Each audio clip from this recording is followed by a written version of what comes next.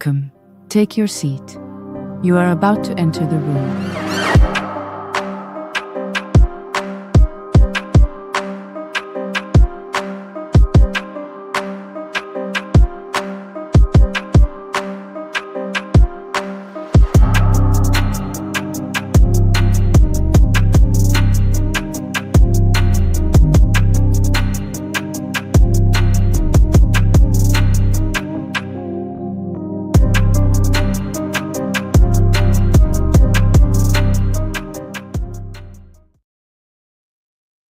Come on in the room. Hey, everybody. It's another romshous episode of The Room. I said romshous. That's not a word, but we going to make it one anyway. Hello, I'm Lewis Carroll. Welcome to The Room. Of course, I am your messenger, your travel chief, Dismani. And of course, I'm here with Russell Faith, your specter, final boss, as well as the stage. Leslie P.S. Hayes, everybody. Let's go ahead and let's talk some tea. Faith. Hey, everybody. So we are going to start out. First, we got to say hi to our favorite twerking techie, Miss Mimi. Fabulous show today for the Mimi Morning Show. It was hilarious. I got to see Rhea twerking on Kyrie. It was funny. Okay. Somebody need to check on Kyrie. She might be pregnant. Anyway. We're gonna start out with some news, y'all. All right. So there's some news to get through, so bear with me. So first off, WWE cuts. They have cut this year alone, and this number may be shocking to y'all. They have cut 64 superstars. 64, and there's still one or two to come next month. So I just want to go down this list because when I saw the list of names, I was like, wait a minute, I didn't even know they cut that person. So here's the list of names, guys. We got in January, we got Duke Hudson, who used to be a member of Chase U. In February, the following people were cut: Acom, Blair Davenport, Cedric Alexander, Paul Ellering, Ray Czar, Sonia Deville, Giovanni Vici, Isla Don, Carl Anderson, Luke Gallows, Electra Lopez, and Carmella. All of those people were just in February. So in March, we had Greg Miller, who was a host of one of the one-off WWE TV shows. You might have seen him during some of the build to WrestleMania 39, I think. He did the video game show where superstars were going against superstars. He was the gentleman with the black glasses. Jeff Hardy was cut on March 11th and then returned on October 7th. Same for Matt Hardy. April 29th, Miko Satomura was cut from NXT. Braun Strowman in May, Cora Jade in May, Dakota Kai, Danny Palmer, Eddie Thorpe, although I think we know why Eddie Thorpe got cut.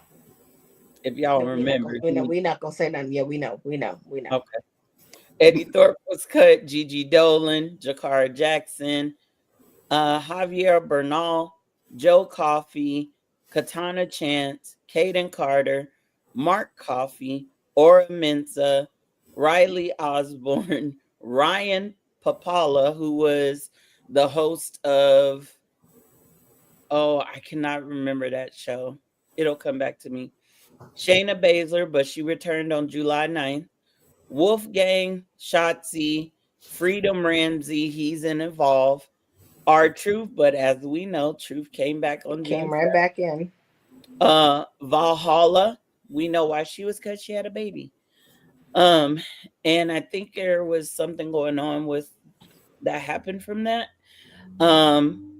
This is interesting because this is one of the cuts. I'm like, when did he become an official WWE superstar?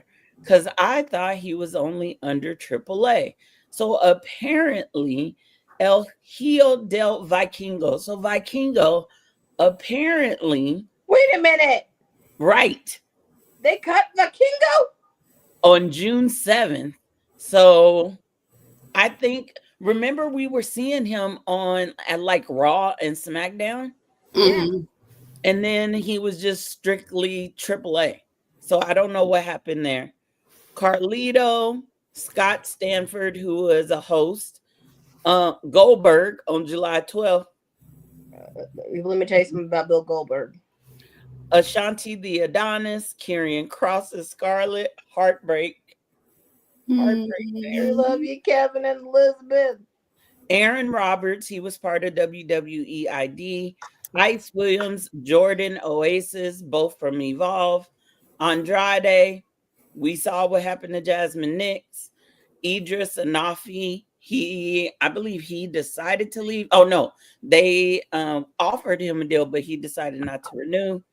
Zeta Steele, she was from Evolve. BJ Ray from LFG. Draco Knox from NXT. I didn't even know. I didn't Who's even that? know. Who? Hayes Jameson from LFG. Jamar Hampton from NXT.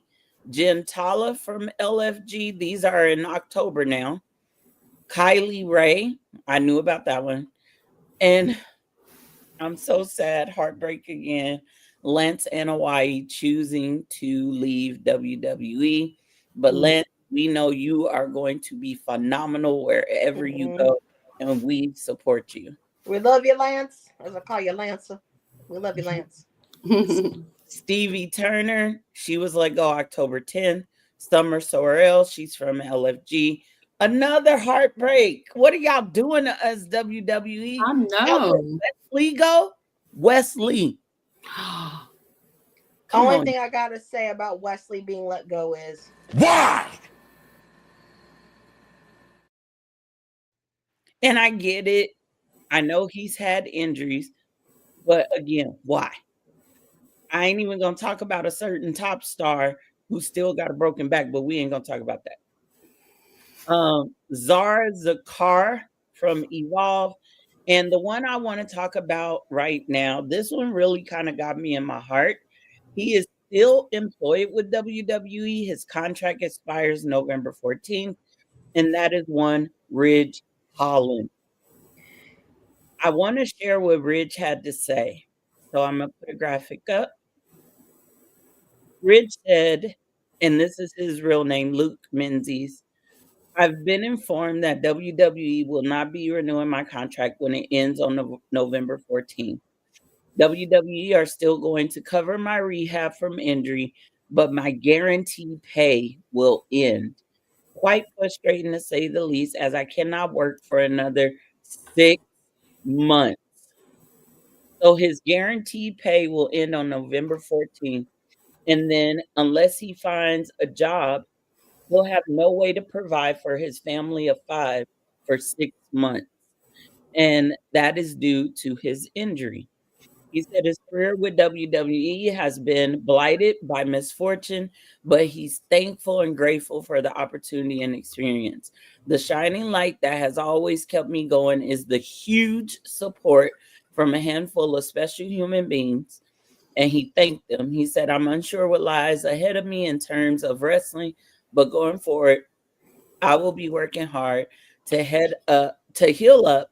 And in that time, I will be launching my own online coaching business. So stay tuned. Rich Holland, we wish you a speedy recovery. 6 more months of uncertainty is hard for anyone to try to process, especially when you carry in your arms a family of 5.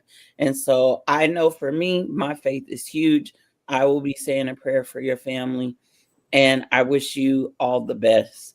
That right there is heartbreaking. I'm glad they're going to cover his rehab, because without that, he can't get back to better.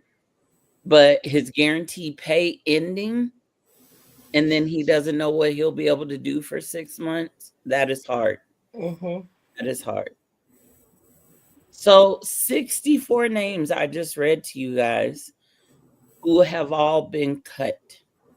Now, some of those names, where did they go? TNA. They went to TNA.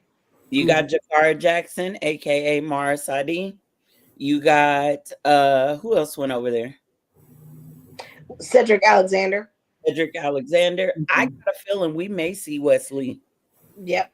Yeah, that's a possibility for him. That is He's gonna join the Rascals again. Because I don't know who Cisco is in the Rascals, but Wesley. Hey Dalton. Wesley. First off, go can, back. Can we talk about that? No. We're not doing that. I didn't know Cisco joined the Rascals. All right. Hey, Lisa. Right. Let me tell you something about Bill Goldberg. Garbage. Trash. Mimi said, I was surprised by Zendaya from Evolve. Yes, everybody was surprised by her. And then she said, wait, isn't Jamar Hampton in Evolve? I just saw him on there. So if they got released from NXT, some of them went to TNA. Some of them got pushed back to either Evolve or WWE ID for more training. So being released from one branch, because NXT now is the third branch. You got Raw, you got SmackDown, you got NXT. The developmental is Evolve, LFG, WWE ID. She said, damn, I know. And if you don't, you got AAA and TNA to go to. Yep. Shout out to Culture Clash. We love you. Thank you for your support. You. And Lena said hello. She's listening and making dinner. Lena, what you making? What you making, Lena? What you making, Lena? Because I got a feeling Lena can throw down in the kitchen. I got a feeling. Thank you for reposting this. And shout out to TJ. Oh, TJ, are you having ice cream? Is that ice cream? That's ice cream. Or is that tea? I can't tell. TJ, tell us what that is. Is it ice cream? What flavor? And if it's tea, what flavor? All right. So that is the Cuts and Rich Holland. The next thing that I want to bring up is talent. And some of you may know this, are extremely upset about their music. They are sick. And I'm with them. Sick and tired of the flipping what's their name? Def Rebel. So it's been reported that talent is frustrated with not having much of a insight into their theme songs.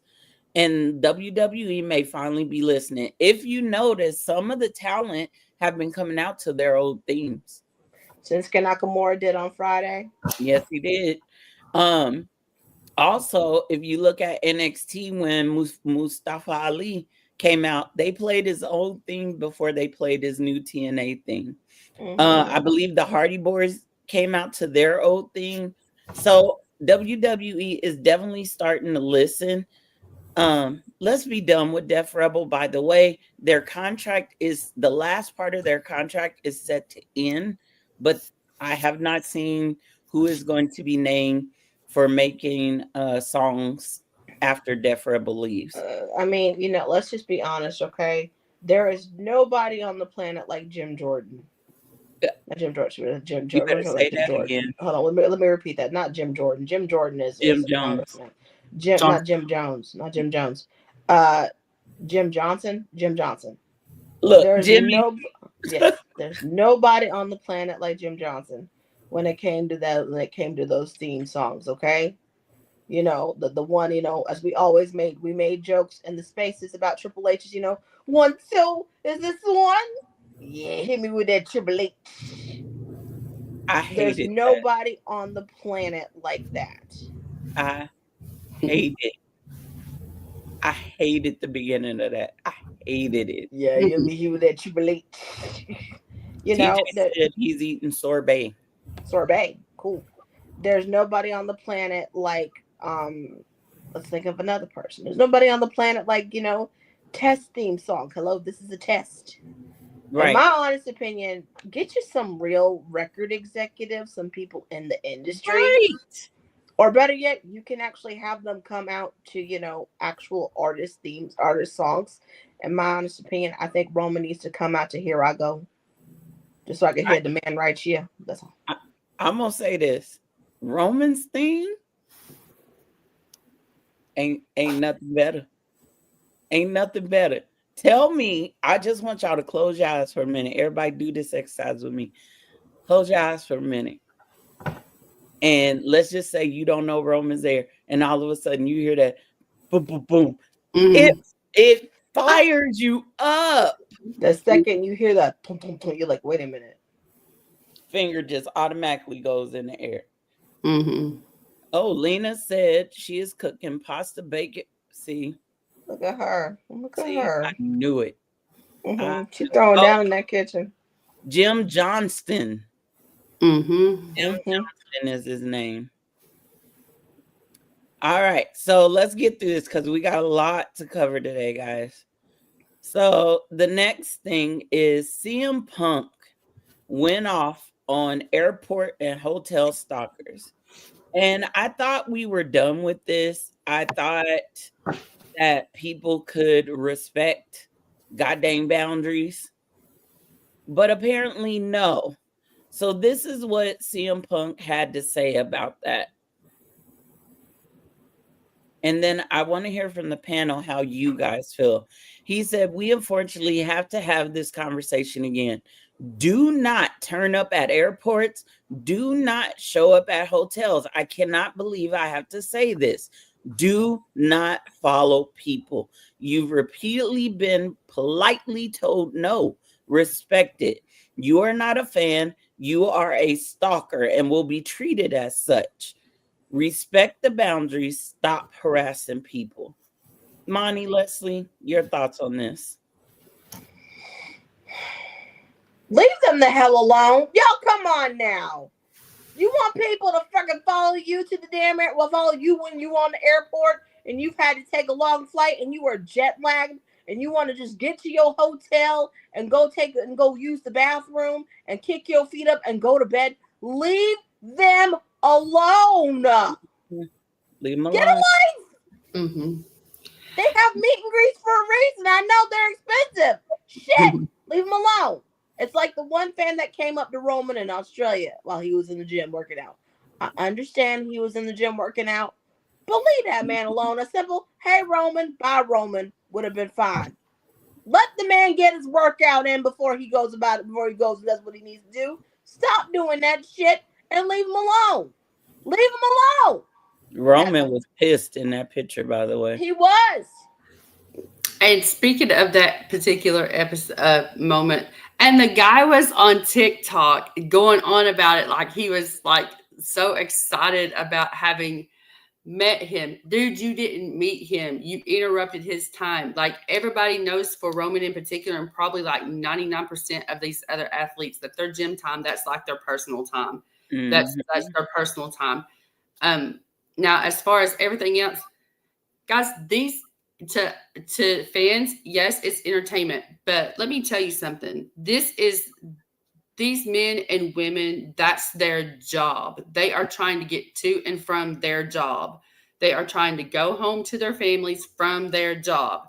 How would you like it if someone showed up in the parking lot at your work with cameras in your face?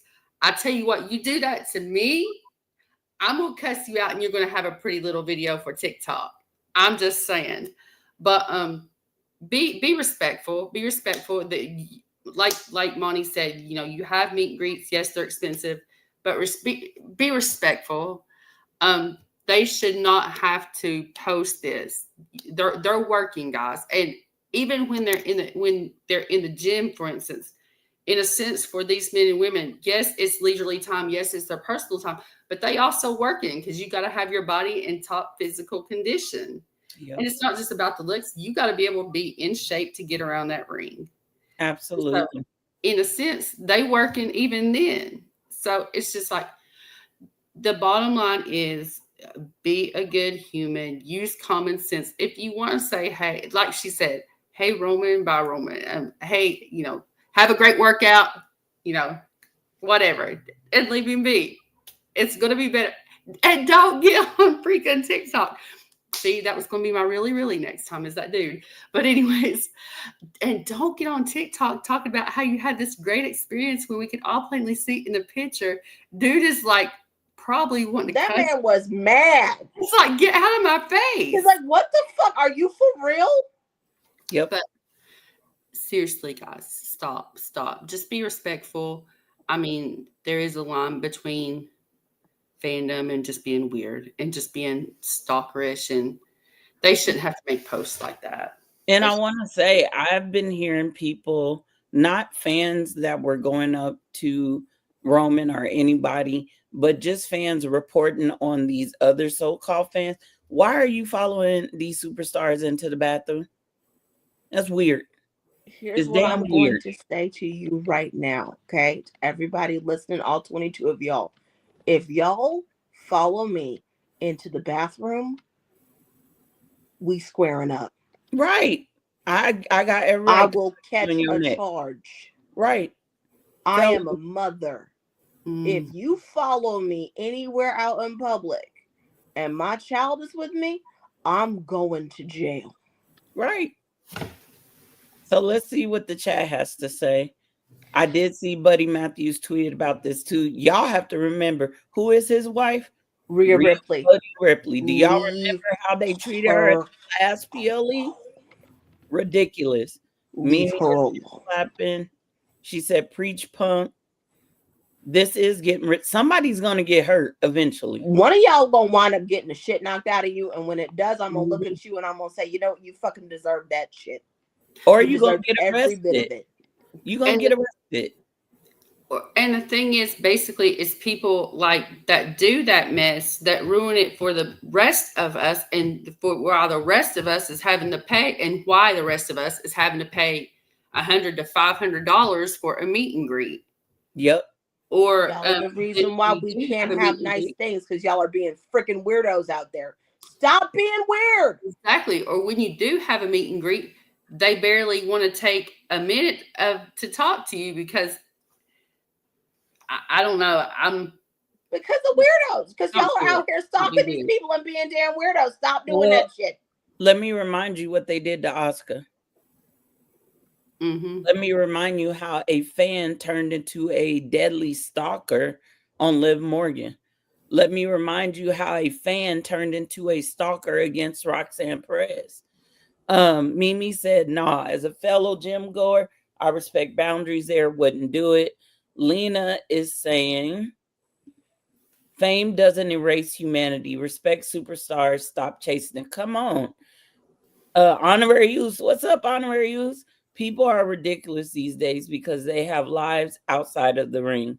And then TJ said, hashtag weirdos are freaky freaks. Yep.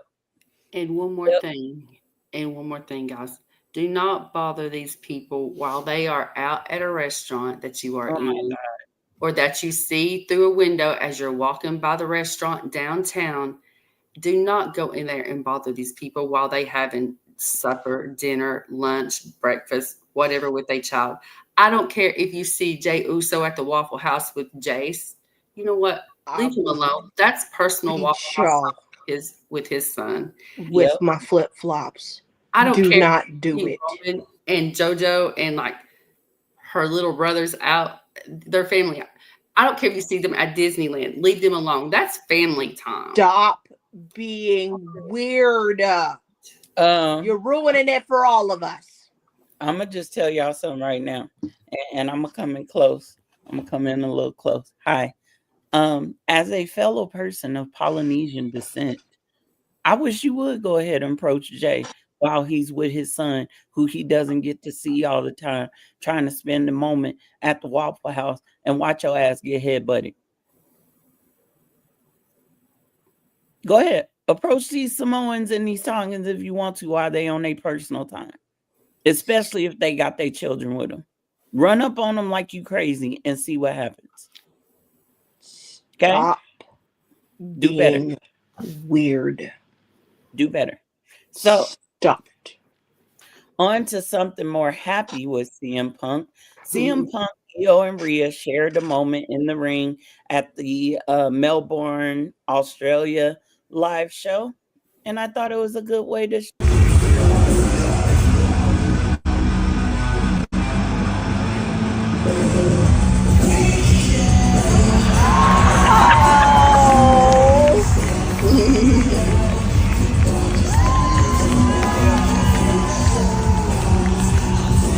I'm sorry. I'm sorry. That little jump into her arms took me out when I saw this earlier. But you I was know like, what? ain't no damn way, bro. I Ain't have no to way. say, I appreciate the care. You got to take care of your elders, okay? Y'all He's know she picked up 1,000 that years old. 1,077-year-old man up in her arms and she held him like a baby. I appreciate that. That's how we should treat our elders, okay? Y'all know that man is 1,044, all right? And he's got the spring in his step, like, I don't know. I did. I'm 40. I'm 40. I don't have mega knees, but No, CM Punk apparently does. I ain't jumping. I'm And not doing that. in that same show, there was a tag match with the Brownies, Boo, and Jay Uso and Shinsuke. And they had a moment.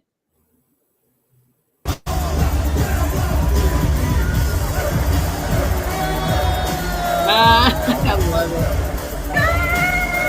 Shinsuke gave up. He was like, That's it. That's it.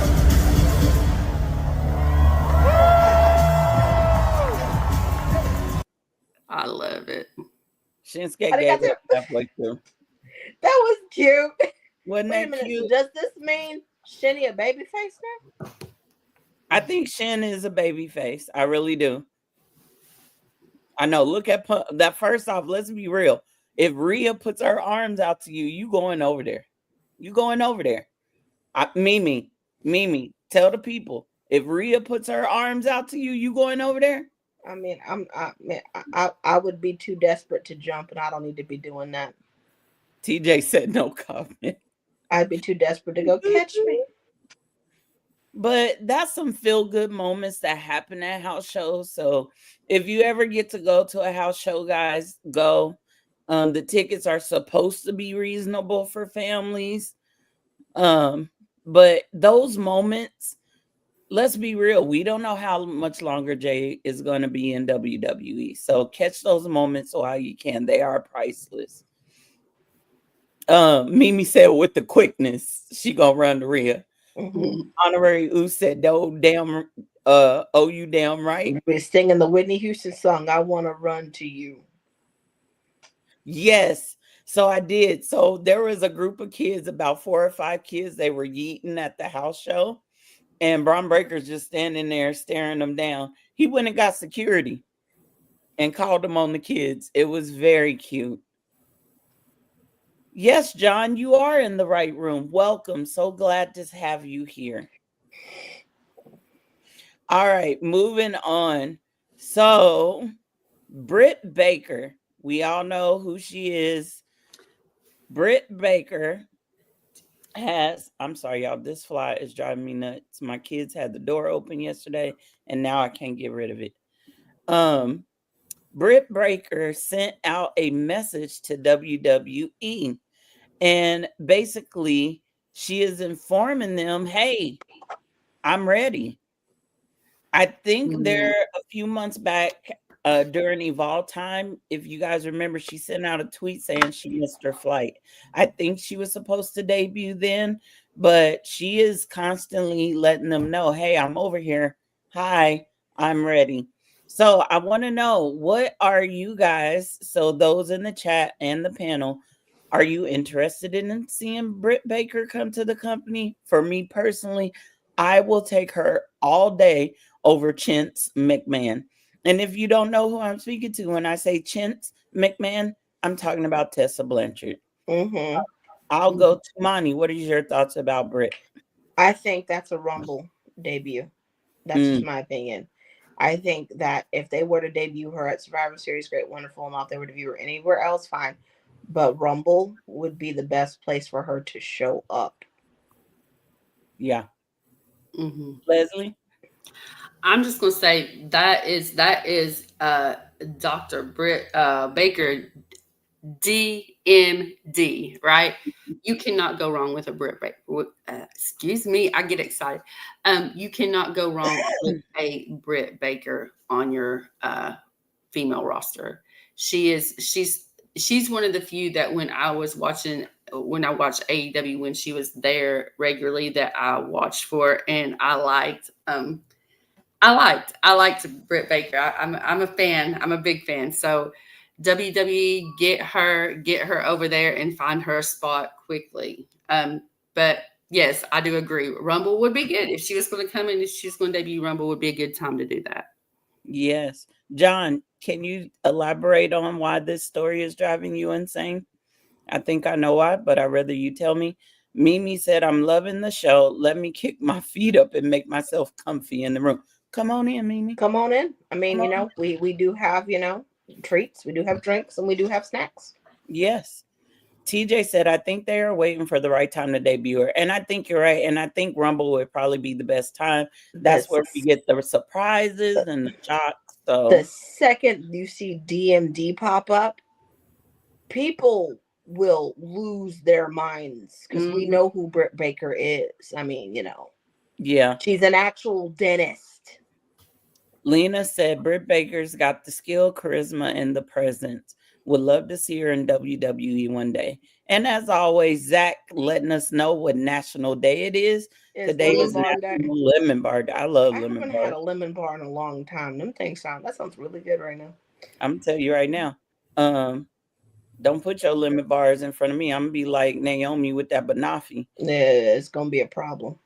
So, guys, the next thing I want to talk about is someone who I think is doing amazing work as a top heel right now. And that person is none other than the Empress herself, Asuka.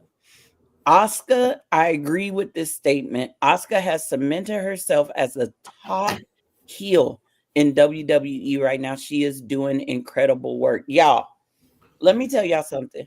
Asuka is not only telling this story in the ring and in her promos and backstage presence, but through her YouTube channel, she is sharing her dislike of Rhea and Io being together. She is sharing stories about her, Io, and Kairi's time in Japan, how they came to be, why she's the senior, Io's the junior, Kairi's the baby of the family, what respects means, why she's disrespecting her. If y'all are not following this woman on her YouTube channel, you need to.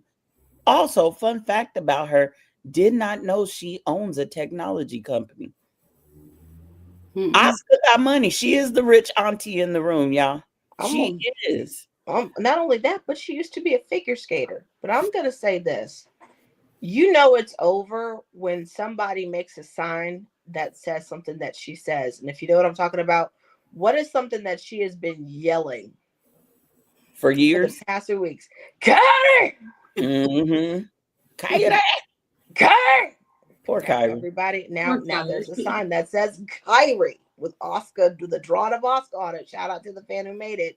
But that's how you know it's over. When people are making signs and you just see that. But also, the storyline, this is one of those storylines on Raw that I say over and over again. The Bloodline storyline, of course, that's going to feed us. Yeah. But this storyline is giving us life. It is giving us sustenance. When the Bloodline storyline was not there, and they closed that episode of Monday Night Raw, and we were like, oh my God. The simple fact that we were all watching it and we were looking at it and you'd see the way she talked see the way that she was talking to Rhea, the way that she was talking to Io, and then her yelling Kairi, and then you see Kairi and she's just like, I'm so sorry. Oh, Kairi. And then she leaves, and it's like, poor Kairi, can somebody please go help her? This is amazing work.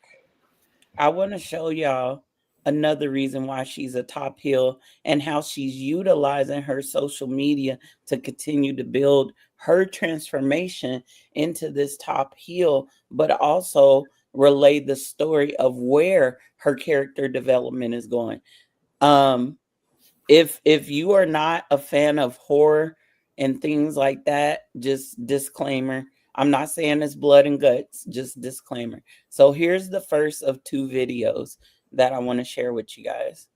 The halls with boughs of holly, fa la la la la, la la la la. 'Tis the That is season crazy. to be jolly. Fa la la la la. Freaky. That is crazy. Oscar is losing it. Here's video number 2. This video to me speaks to her poisonous transformation.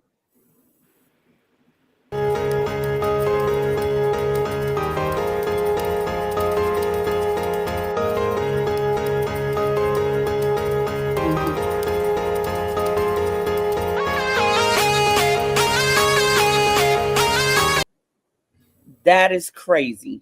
Mm-hmm. Like, she is so good on her socials on conveying where she's going, what she's doing. So, Leslie, tell us what you have to say about that, and then we'll go to the comments. Heel Oscar is always going to be over. Okay, she was over when she was heel Oscar in NXT, but I love this because I feel like she's taking it up to a whole nother level. We don't just have Mean Girl Oscar, y'all. This is like, this is not. It's more. It's more. It's more intense. It's more dramatic. I don't know how else to describe it, but I couldn't see Oscar any other way as a heel. This is a phenomenal character she's doing now, and it's I don't want to know what she's thinking, but I kind of do. It's like, a bad car wreck in the best way. You want to you want to look away, but you can't, and so you're wondering what Oscar's going to say, what she's going to do next when it comes to poor Kyrie. That poor baby. I just wish she would just somebody get her therapy. A couple good comments here. First off, Mimi said a lemon bar does sound good. I'm gonna actually get one now. TJ says, so can I make a recommendation? Dr. Britt Baker, DMD, beats Tiffany. Come on, because I'm over Tiffany. Exactly. It's been long enough. John said, Tony Khan being petty, not letting her go. She wants out. Peace out. I think Mimi agrees with that. TJ said, excuse me? TJ, I will DM you later. I'm not getting into that right now. Nope. We gotta work. Yeah, Honorary who say what? Yes. John said, I mean, she was born on September 26th. She was destined.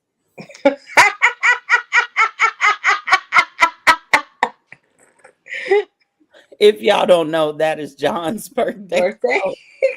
Of course, Oscar was destined for greatness. Of course.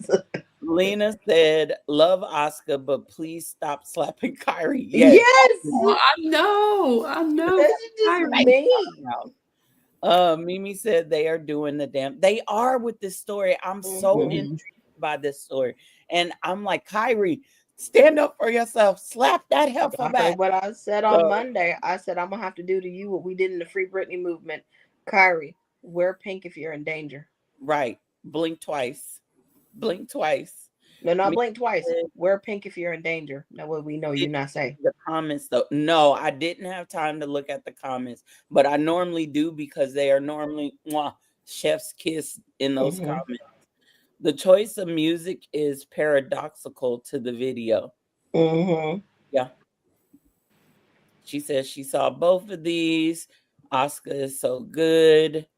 I've seen the second one before. I call it head bitch and yes. Yeah, that's HBIC Oscar.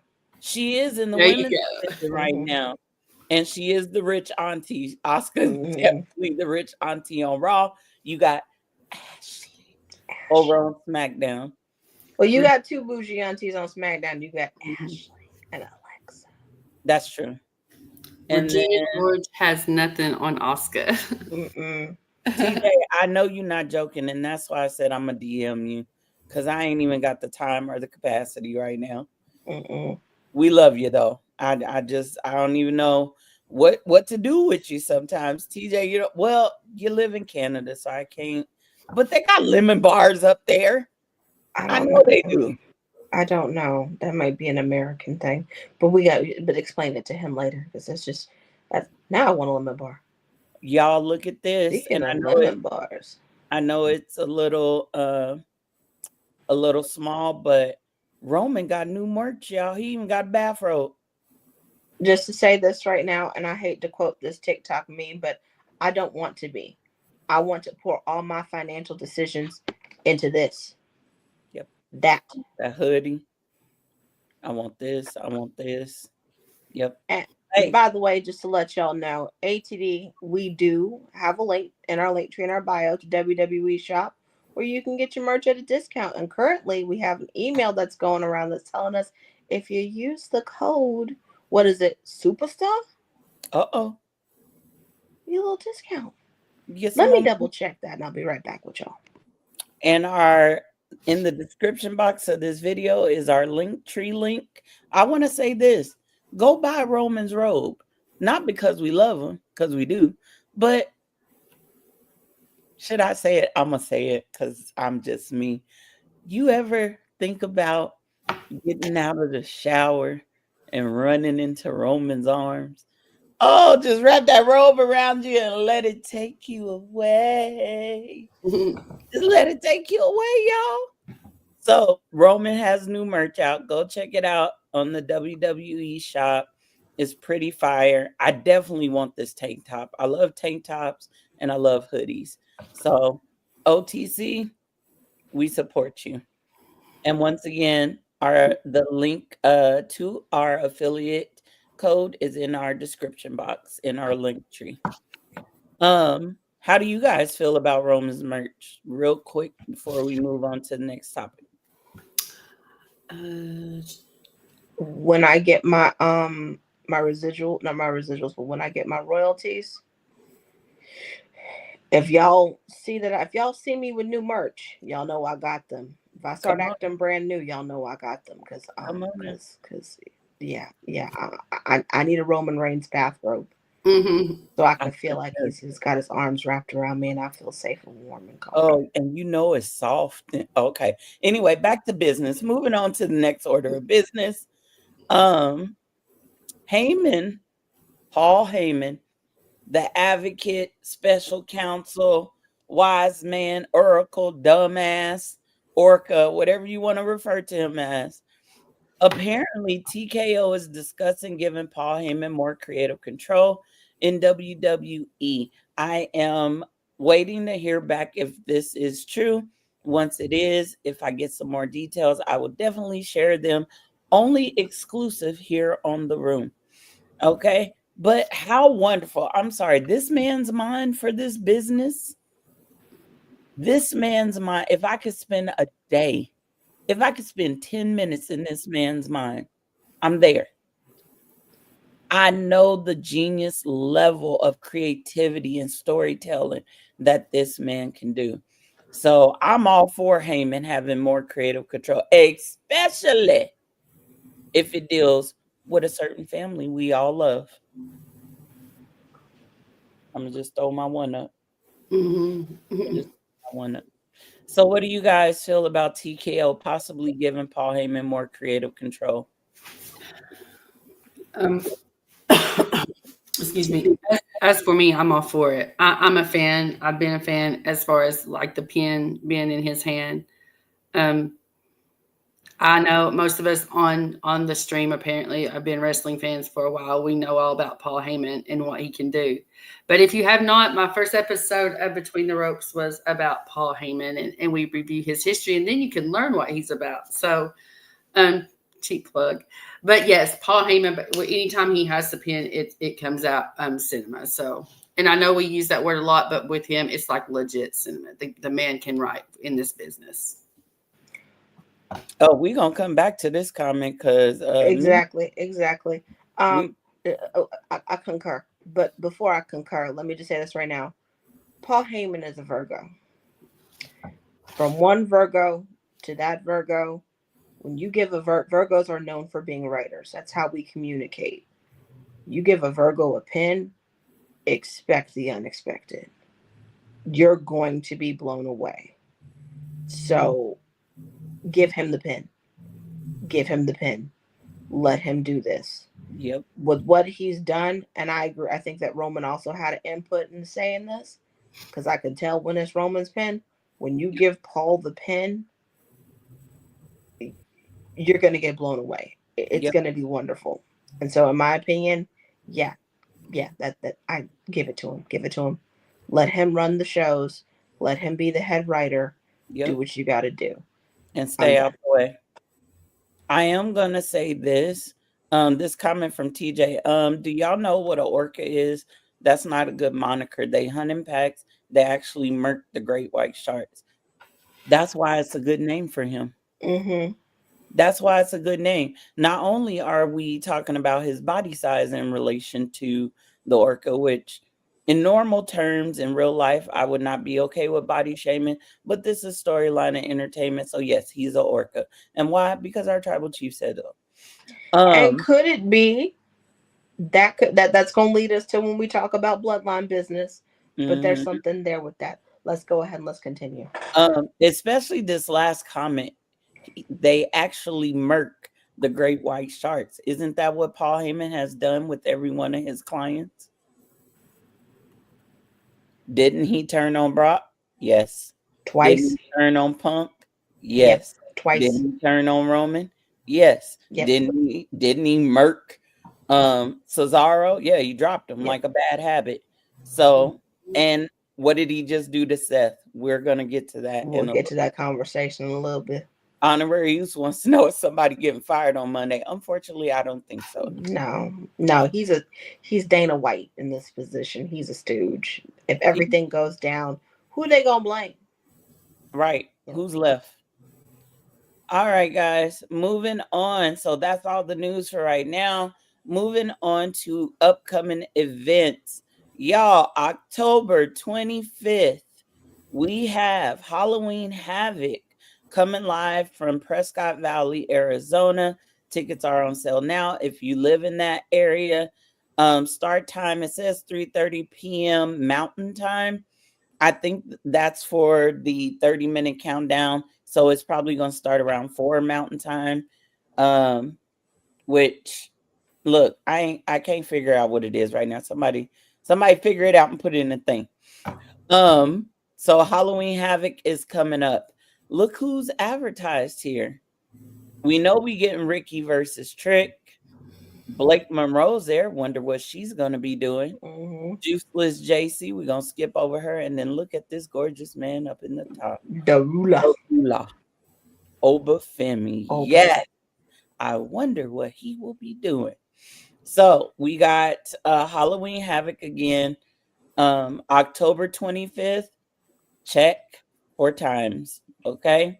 Then on let me make sure I got this queued up. Sorry guys, bear with me. I'm still learning everything. Talks amongst yourselves as I do this, or don't talk at all. Either way. Here we go. All right. It should pop up. There we go. Triple H announced Saturday Night Main Event heads to Salt Lake City, Utah, November 1st, and CM Punk has something to prove. 7 p.m. Eastern, 4 p.m. Pacific. We know that's going to be on Peacock. Y'all, does anybody else realize that this poster was changed? I wonder why it was changed. Could it be because somebody got injured? And it's actually a real injury. We're going to talk about that in a little bit. So CM Punk is the poster child. And shout out to SM, because this man been celebrating ever since this came. SM right now. I sort of got SM is beside himself. And he has every right to be. He deserves to be because, they're up and they're winning. Yes, they are. So that I'm excited for this. There's a lot of rumors about what's going to happen. If Seth's injury is real, then as we know, Punk is number 1 contender. So he does not lose that contendership. There's a couple things they could do. They could do a battle royal or quick little tournament of sorts to see who will face Punk for the title. Or they could just make it Punk versus Braun for the title. Or LA Knight could persuade a bald-headed general manager to let him go against Punk to see who gets the title. Either way, those matches, whoever Punk faces, will happen at Saturday Night Main Event. And for everyone saying, well, what about Jay? Jay, they're going to give us a triple threat. It's going to be Jay, Punk, and Knight again. I am telling you right now, don't look for Jay for a singles run. Believe me or not, that's what I'm saying. All right. Moving on. Or no, I'm sorry. Monty, go ahead with your thoughts about this. Okay, first of all, let me just say that right. Let me just post a picture of CM Punk again so I can see it. SLC Punk. That is all.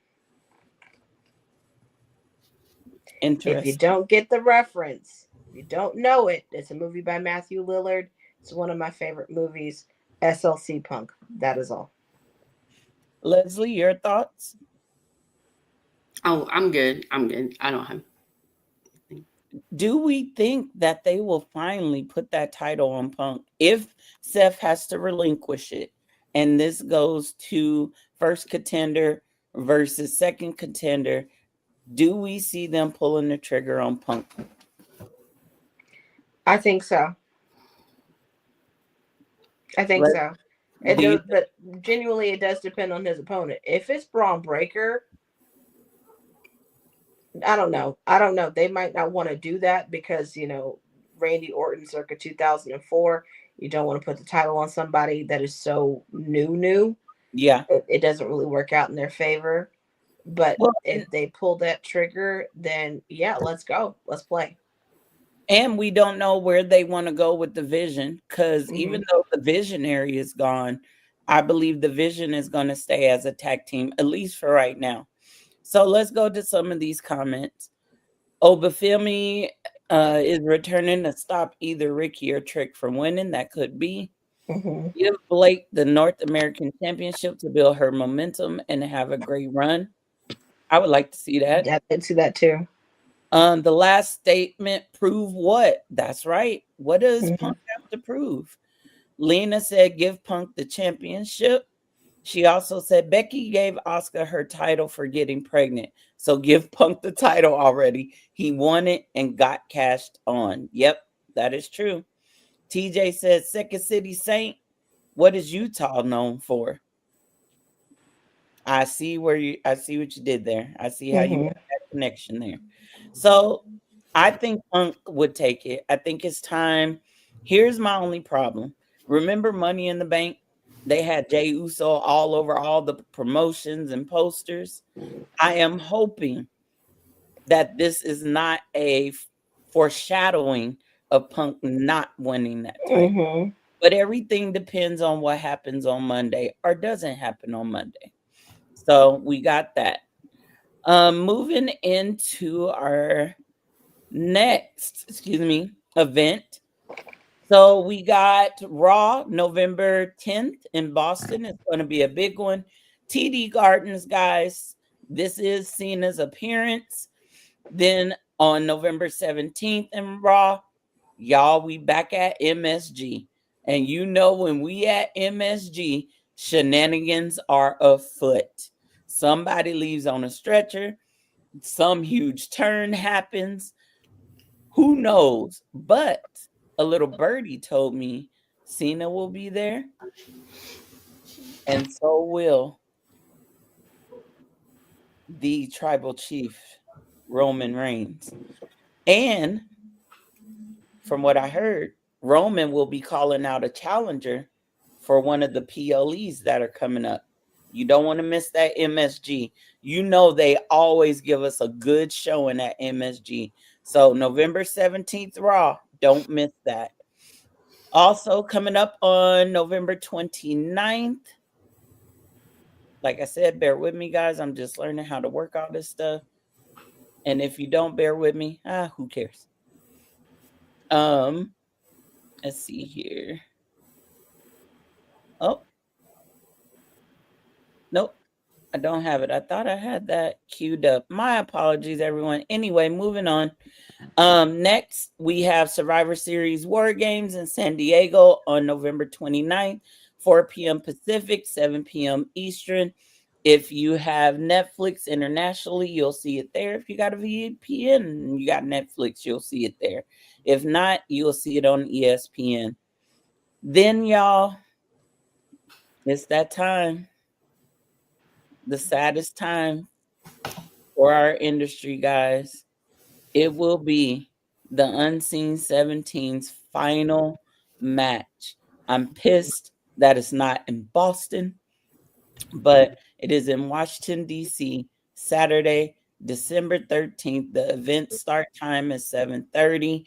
I'm sure they're going to do a special countdown or video vignette for Cena. I expect this show, and WWE, I need you to hear me.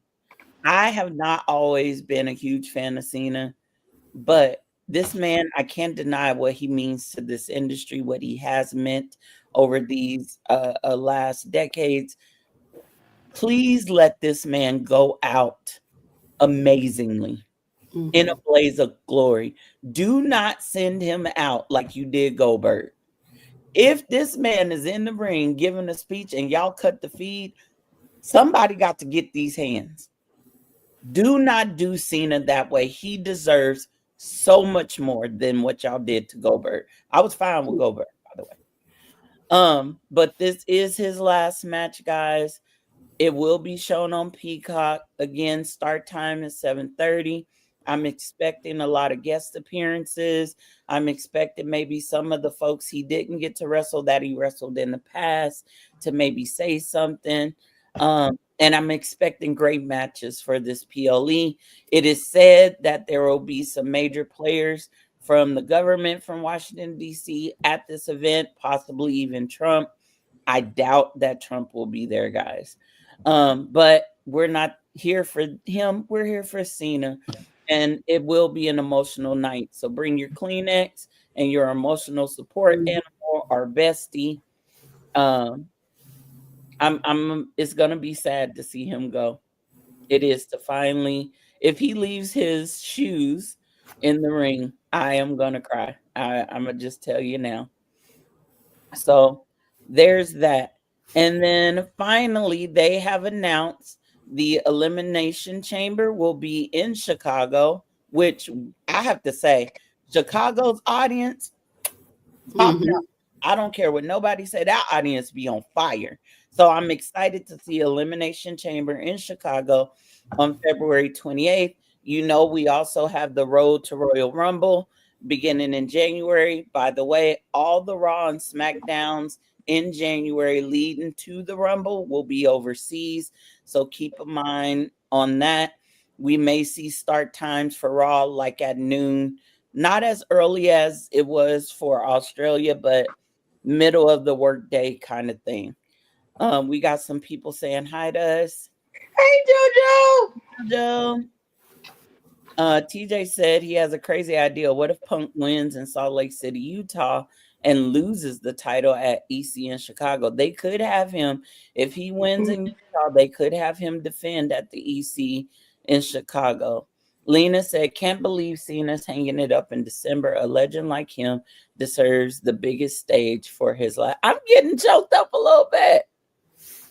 After that man abused y'all and said y'all was in a relationship, I wasn't about to say, you want my opinion on it? After this man abused me, broke up with me, even though I didn't know we were in a relationship. Right. He abused me and then told me I was a bad parent and then just gaslit me. You know, I'm used to Roman gaslighting me. I mean, that's genius and then just tactical when he does it. But after all that shit, he turns around and now he's gonna leave. I know. That's so sad, John. Like, sad. Come on now. We gonna miss you, Johnny. And if y'all have not got your tickets to see that last match of John Cena, you could hop over on our link tree in our bio, and we have a StubHub link. So not only are you supporting your favorite podcast, but you're getting your tickets. So StubHub, we got your link over there to get your tickets. And can I say StubHub is cheaper? Yeah, StubHub is cheaper. Mm-hmm. to either of these shows that she's talking about. And any of these shows, you gonna get more bang for your buck with StubHub. Mo bang for the bucky. Use the link tree in our bio. You're parking too. Yep. Link tree in our bio. So here we are, guys. We're moving into our next section. After this, we talking some bloodline business, baby. So right now we're going to recap. There was a lot of wrestling this past weekend leading into the week. So we're just going to do a quick recap so that we can get to the real juice, the real tea, the real reason you came to the room today, the bloodline. So first we're going to start with October 11th, Friday Night SmackDown. Y'all, we saw some ish pop off at this SmackDown. The show started off with potential presidential candidate Codisha Rhodes. He came out, he gloated that Seth could not beat him and that Steph's never beat him. Well, that's changed now. And then he said, and this is what I want you and Monty's opinion on, Les. Cody said a lot, but one of the things that stood out to me that he said, and I was kind of mad that he said this, being that you are the undisputed champion. He pretty much said that when he can't step up, when he can't step to the plate and be the champion he needs to be, that there are others who will do it in his place. And he named 5 people in particular. He named Jey Uso. He named Rhea Ripley. He named Seth Rollins, CM Punk, and ROTC Roman Reigns. My thought on this is, if you carry the title of undisputed means there's nobody better. Undisputed means don't nobody measure up to you. Undisputed means there's nobody else that can step up to your level. Cody, what the hell are you talking about, sir? What are you talking about? You have to be the champion. You're the undisputed champion. You got to step up. Even when Roman, towards the end of his title run, he still stepped up. He might not have been there every week, but when he was there and when he was in the ring, he stepped up. I'm not saying Cody is not talented. I'm not saying that he does not give us what he gives in the ring. What I'm saying is, what the hell are you saying, Cody? What are you saying? Why would the undisputed champion, the quote-unquote quarterback of this company, the quote-unquote face of the company, say some mess like that? Leslie, what are your thoughts? So if you're going to be the so-called QB1, I'm like, why are you dropping names of people to take your spot? The QB1 set, or, I would think you would want to be the spot. You would not want no one to take your spot. You would be working hard. You would be putting forth the effort. You would want to be the champion. You wouldn't be naming off opponents, pretty much opponents that could step up. Okay. I don't understand that thinking. I just, your face of the company is, they go to work. They go to work, and I'm going to be serious, and I'm going to be real, and I've said it a million times. The face of the company does a lot more than step through those ropes in the ring.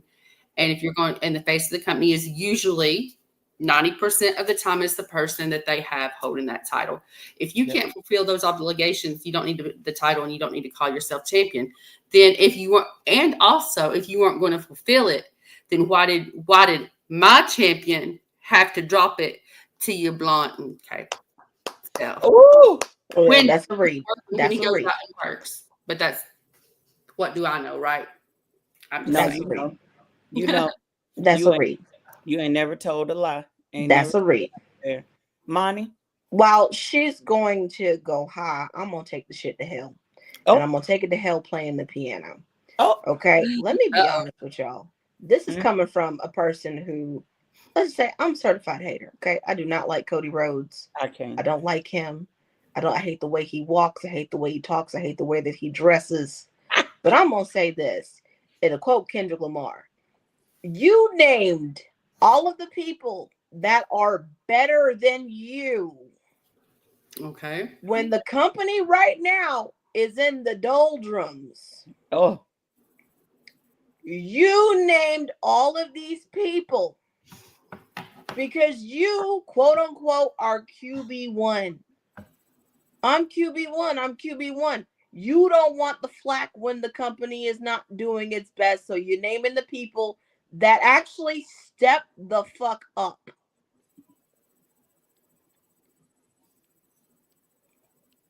Cody lie. Cody lie. I swear to God. You did that. I don't want the heat. I'm going to name off the people that actually come into work every day. come on. Not every day.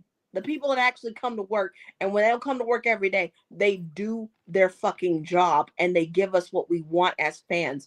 You name Rhea Ripley, which, by the way, it was her birthday. It was her birthday on Friday. Really, bitch? Really? You know what I say to that? Why? I'm going to say this too. Out of everybody you name, 4 of those people are not champions, which makes it even worse. You just want somebody to take your title. Please take this from me. I can't handle the pressure. They're saying everything's my fault. Well, you name people who don't carry titles and said they could step up to your undisputed level. Do you even hear what you're saying, sir? And if I'm misinterpreting that wrong, somebody tag Cody in this, share it, clip this at Cody. When you said there were others in this company to step up when you can't, can you please explain what you meant? Because I don't understand it as undisputed champion. You know, my tribal chief may be a gaslighter. He may be all of these things, but he is not a liar. He told everybody that you were a politician. Mm-hmm. He ain't ever lied to me. You are a politician because you gave the most Miss America damn answer you could possibly give when you named everybody else. Everybody else. You named Roman, you named Punk, you named Seth. By the way, Beyonce, Michelle, and Kelly. You named Rhea, you named Jey Uso, which, by the way, that's Lativia and Latavia. You know who you are in this equation? Your ass is Farrah. Oh, that's horrible. Not Farrah. You ain't come for that girl like that. Your ass is Farrah. I will say this. I find it very interesting that he named Jey Uso. Well, there was a comment that ATD made once, and there was a comment that Lauren made, and we had people come for our necks. Shout out to Lauren. Shout out and to that Lauren. comment was Jay was more over than Cody. It's true. It's true. Rhea's more over than Cody. It's true. Was she lying though? And I'm gonna say this: did we not just see Jay in a backstage segment eyeballing that damn title of Cody's? Why are you naming Jay, Cody? I don't think you want that heat, bro. You don't want that crash out heat. I would love to see it. Y'all's match before was fire, but Leslie, was she lying when she said it? Mm-mm. And allow me to in the damn pudding. Exactly. Just because so many thousand people say the word that shall not be said. Sorry, Faith, I almost let it slip. This is a no-woe zone.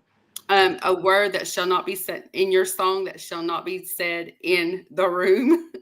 That does not make you QB1. That does not make you a champion. That to me does not make you over. That you just have a catchy theme song. And I often question, I wonder why Roman doesn't have lyrics.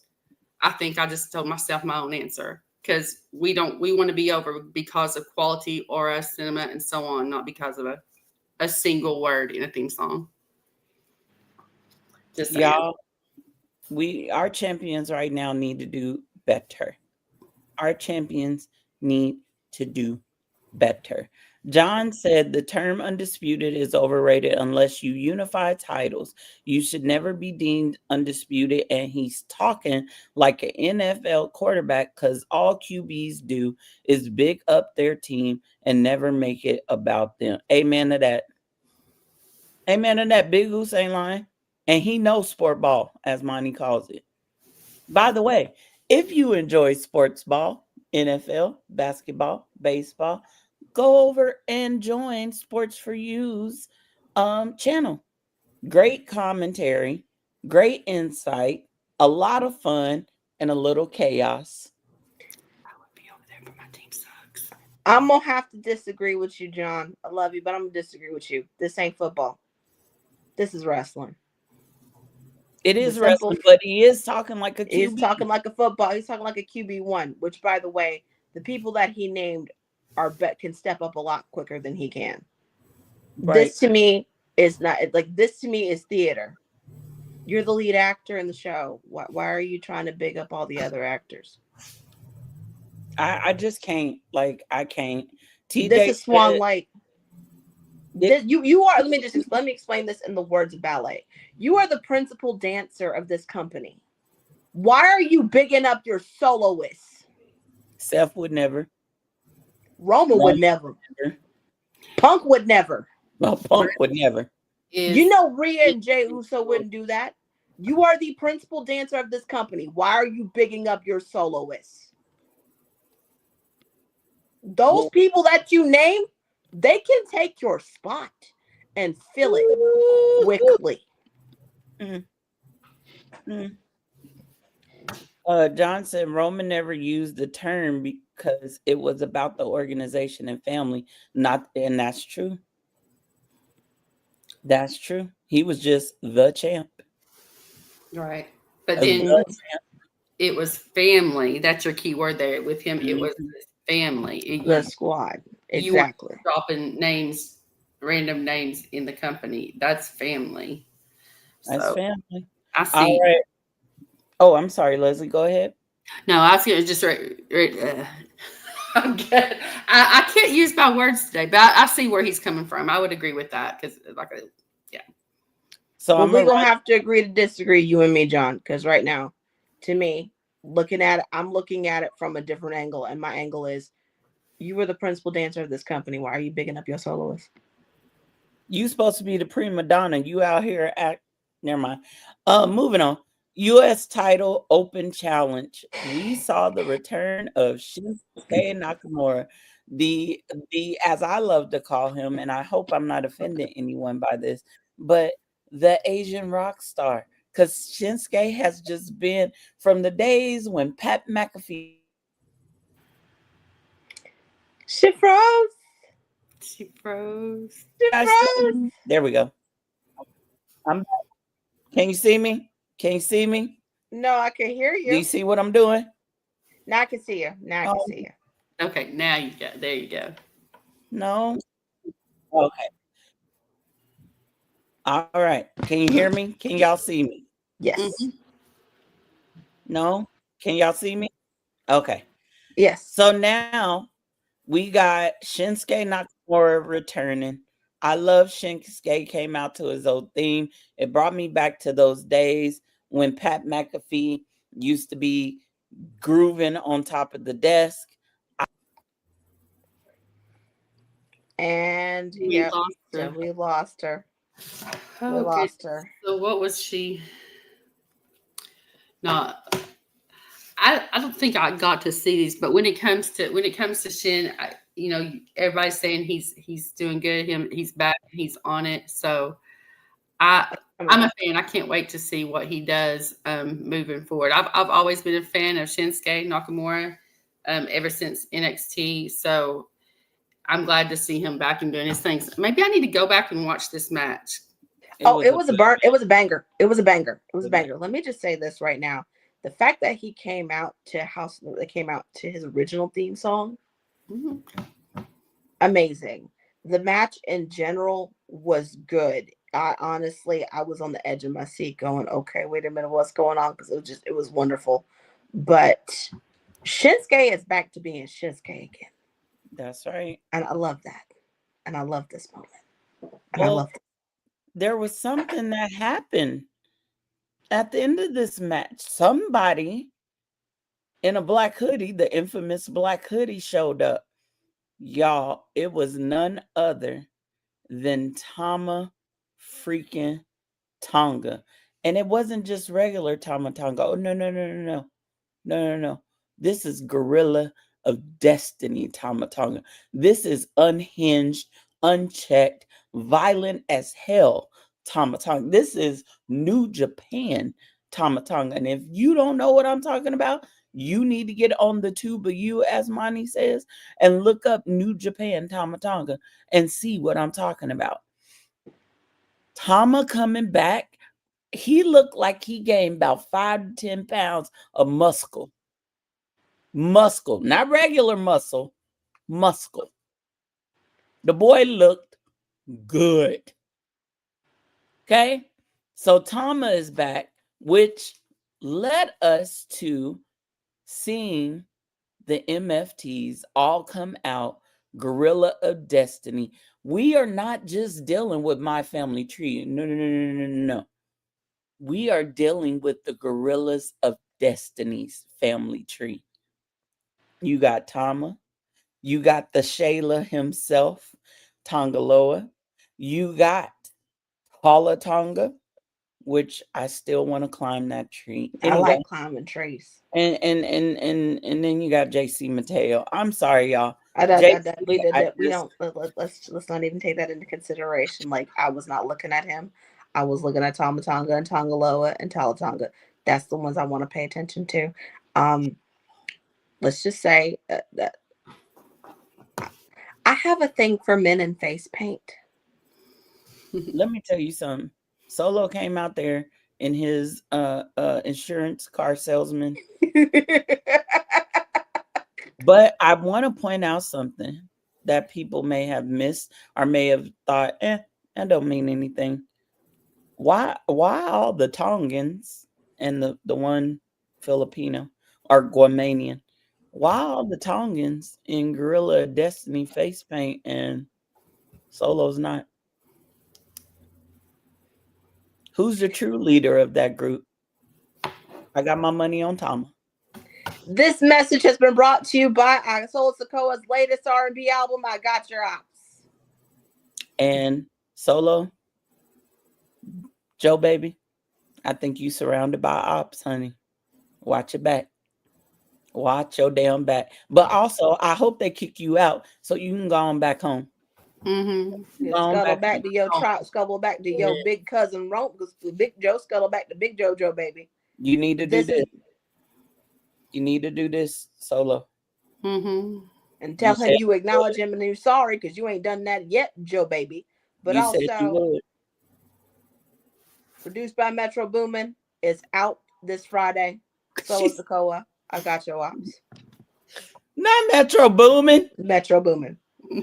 Also, y'all, we saw La Primera, Cake and Thighs, Stephanie Vacure, and Tiffy Time take on Julia and Kiana Jane. I'm sorry, y'all. I can't. I don't know how to be fake. One thing y'all not gonna get from WrestleFaith is fakeness. I can't. I got to call a snake a snake. I got to call a duck, and I got to call ridiculousness ridiculous. I'm sick of Tiffy. And then she gonna talk about she wearing cherries on her outfit because she's always on top. Don't be stealing mommy's lines. It's Rhea-tober.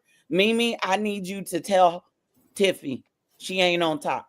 Anyway, I'm sorry. Back. This match was a really great showing for the women. As always, La Primera, she did her thing and she acknowledged Eddie Guerrero. She acknowledged him. She pointed to the sky. She gave that little shimmy and she proceeded to twerk Kiana to hell. Okay? With that devil's kiss. All right? That we all love. The next match we had was Wise versus Street Profits. And I'm going to actually come back to that one. I want to go to the last match because I feel like Monty may have a lot to say about this one. Aleister Black versus Damian Priest. And the last, y'all, this match was fire. It was very, very good for a regular Friday night SmackDown. But I'm going to start with Monty on this one. Monty, we saw somebody come out at the end and join her husband. And she was looking quite Tomb Raiderish, by the way. What are your thoughts about this match? Okay, so AV versus DP, 10 out of 10. I enjoyed the hell out of that. They got to the outside the ring where they were like outside in the audience and everything.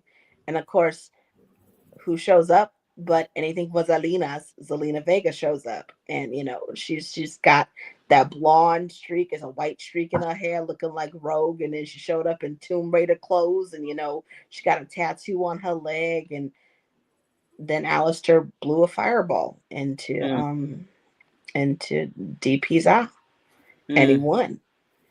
And all I have to say is House of Black. If this is what they're going to do, and if Aleister owns the rights and WWE can acquire the rights to House of Black, because Buddy Murphy released a picture of himself in House of Black gear and an hourglass. Yep. Before the show, if this is where this is going, to please and popcorn. I know we have talked about this whole situation about what's going to happen at Mania, and I know I'm a hater. I am a Cody Rhodes hater, certified. I have my card. I'm a card carrying member of the We Hate Cody Rhodes Club. Okay, can nobody take it away from me? I'm the president. The honorary Oos is the vice president. Come on. When it comes to, and my best friend Amy Catherine is a treasurer. Okay, we do not like that man. But when it comes to Cody Rhodes opponents, Aleister Black was one of my favorite ones. Somebody help Mimi. She wants to know if Damien still got eyebrows. I don't know. He might come out looking like Freddy Krueger on one side of the face. Do y'all remember NXT? I think it was like 2.0, and Solo was facing, the Asian guy that used to wear the face paint. I can't remember his name right now, but he did something to Solo. He blew some acid or threw some acid on Solo's face, and then that next week Solo came out and his face was all disfigured. I wonder if they're gonna do that with Damien. I just want to see Damien. These are the times we all wish. Sorry, y'all. No, you all right. I just want to see Damien come out like Phantom of the Opera and go. And he is co-signing it because he is the next big hater of Cody Rhodes. He knows that. He knows that. Shout out to Marks with Mics. JT. Hey, JT. And shout out to the 50 joining us right now. We appreciate your support. Lena said, I hope my poppy is all right. Me too. I think y'all's poppy gonna be joining House Black. Please give me. This is how it starts. Yep. This is how it starts. I want Zelina. I want Aleister. I want Buddy. I want Rhea. And I want Damien. Could you imagine them going up against the MFTs or the Wyatts? Oh, that would be so good. Or them, like, honestly, somebody's gonna take the title off of Cody, because I keep saying it. Cody Rhodes' title run is pretty much his title run in AEW. Yes. His next opponent was Aleister Black. Give me that match at WrestleMania 42. I will sit and I will watch it patiently. And I will give you some of my money, not all of it. You're not gonna get a dime from me. Oh, she didn't give me nothing. JT said the moments where less means so much more. Right. Right. I want to go back to this match, y'all. The Wyatts versus Street Profits. That match was fire, but that's not what I want to talk about. That match was very, very good. I'm sorry. The tag division on SmackDown put on every time. They are showcased. Clinics, bangers, classics, barn burners. What I want to talk about is the ending. I want to talk about the ending. We saw a stare down, ladies, between the Wyatt Six, SICKS. Y'all stop calling them Wyatt Six. It ain't six of them. It's sick, like sick in the head. Between the Wyatt Six and the God family tree. Y'all, how excited are y'all for the possibility of what can happen when those two teams mix it up? And we saw what Nikki did now. She looked at Solo like, you want some, come get some. Nikki girl, you got some kahunas, okay? Because number one, if I get that close to Solo, I'm folding. I'm folding like origami. Whatever you need, Solo. Nikki's you like, need your I'm a suede shoes professional. brush? I got you. Okay? But y'all, I think this is our war games. What do y'all think? I agree. As soon as I saw it, I said, put them in a cage. That'd be so good. Put them in a cage. So good. Solo loses. Guess what? He getting kicked out the group like they kicked out Farrah and Destiny's Child. You can't come in if you ain't got your luggage. You know what, Lena? God dang you. God dang you. Lena said blood met madness as Solo and his MFT stared into the abyss, where the Wyatt Six reflected a war of fury built on silent fear. Y'all, if they build this right, I've heard a lot of people saying they don't want to see this in a War Games match. Let me tell you why I do. If they build this right, leading up to, we got plenty of time, y'all. We got plenty of time between this Friday and Survivor Series. I want to see carnage. I want to see destruction. I want to see betrayals. I want to see all the drama, all the smoke. If you are going to have a match between a group of people who are based off and led by the memory of Bray Wyatt, rest in peace, Bray Wyatt, and you got a group that is fed up, who is led by a fed up man who lost everything, was technically embarrassed. If you go back to Netflix debut, The Rock came out and looked at him like, now I got to do all this myself. Yeah, I gotta do this shit by my damn self. If you build this the right way, you have the potential to set off the greatest War Games match. I'm going to be honest. I love this family. I love the bloodline, Ainga. But I was tired of seeing them in War Games. Give me something fresh. Give me something new. But we still get the bloodline. It's just in a different way. So I'm excited if they are going to make this an official match for War Games. Build it right, y'all. Take your time. Do it right. Okay? Don't mess it up. Just to add one thing, who did Roman beat to get that Universal Championship and go on that long title run? Right. It was Bray Wyatt. Yep. Who is Solo's cousin? Right. Tribal Chief. Who is Bray Wyatt's brother? Howdy. The story writes its damn self. The Wyatt Six is on not a revenge motif, but they're on a grieving motif. This is grief. What did Howdy say? He said, we are coming for everything owed to us. Oh, they can't get the Roman. Roman ain't got no title. So they'll take the blood from Solo. Lena said the Wyatt Six need a fifth member. I think I know a name. No man is ever truly good. Hey, what? No man is ever true. That's the fifth member. Yep. TJ said, and you have the potential to set up the two most wild card wrestlers for 2026. Oh my God. Uncle Howdy versus Solo. Let it be right. Let it be right. Randy with the Wyatt. That story that's coming back around, because who was Randy with before? Randy with the Wyatts. Daddy, chill. Look, 2009 IED fully explosive Randy? Yes. All right, y'all. Crown Jewel.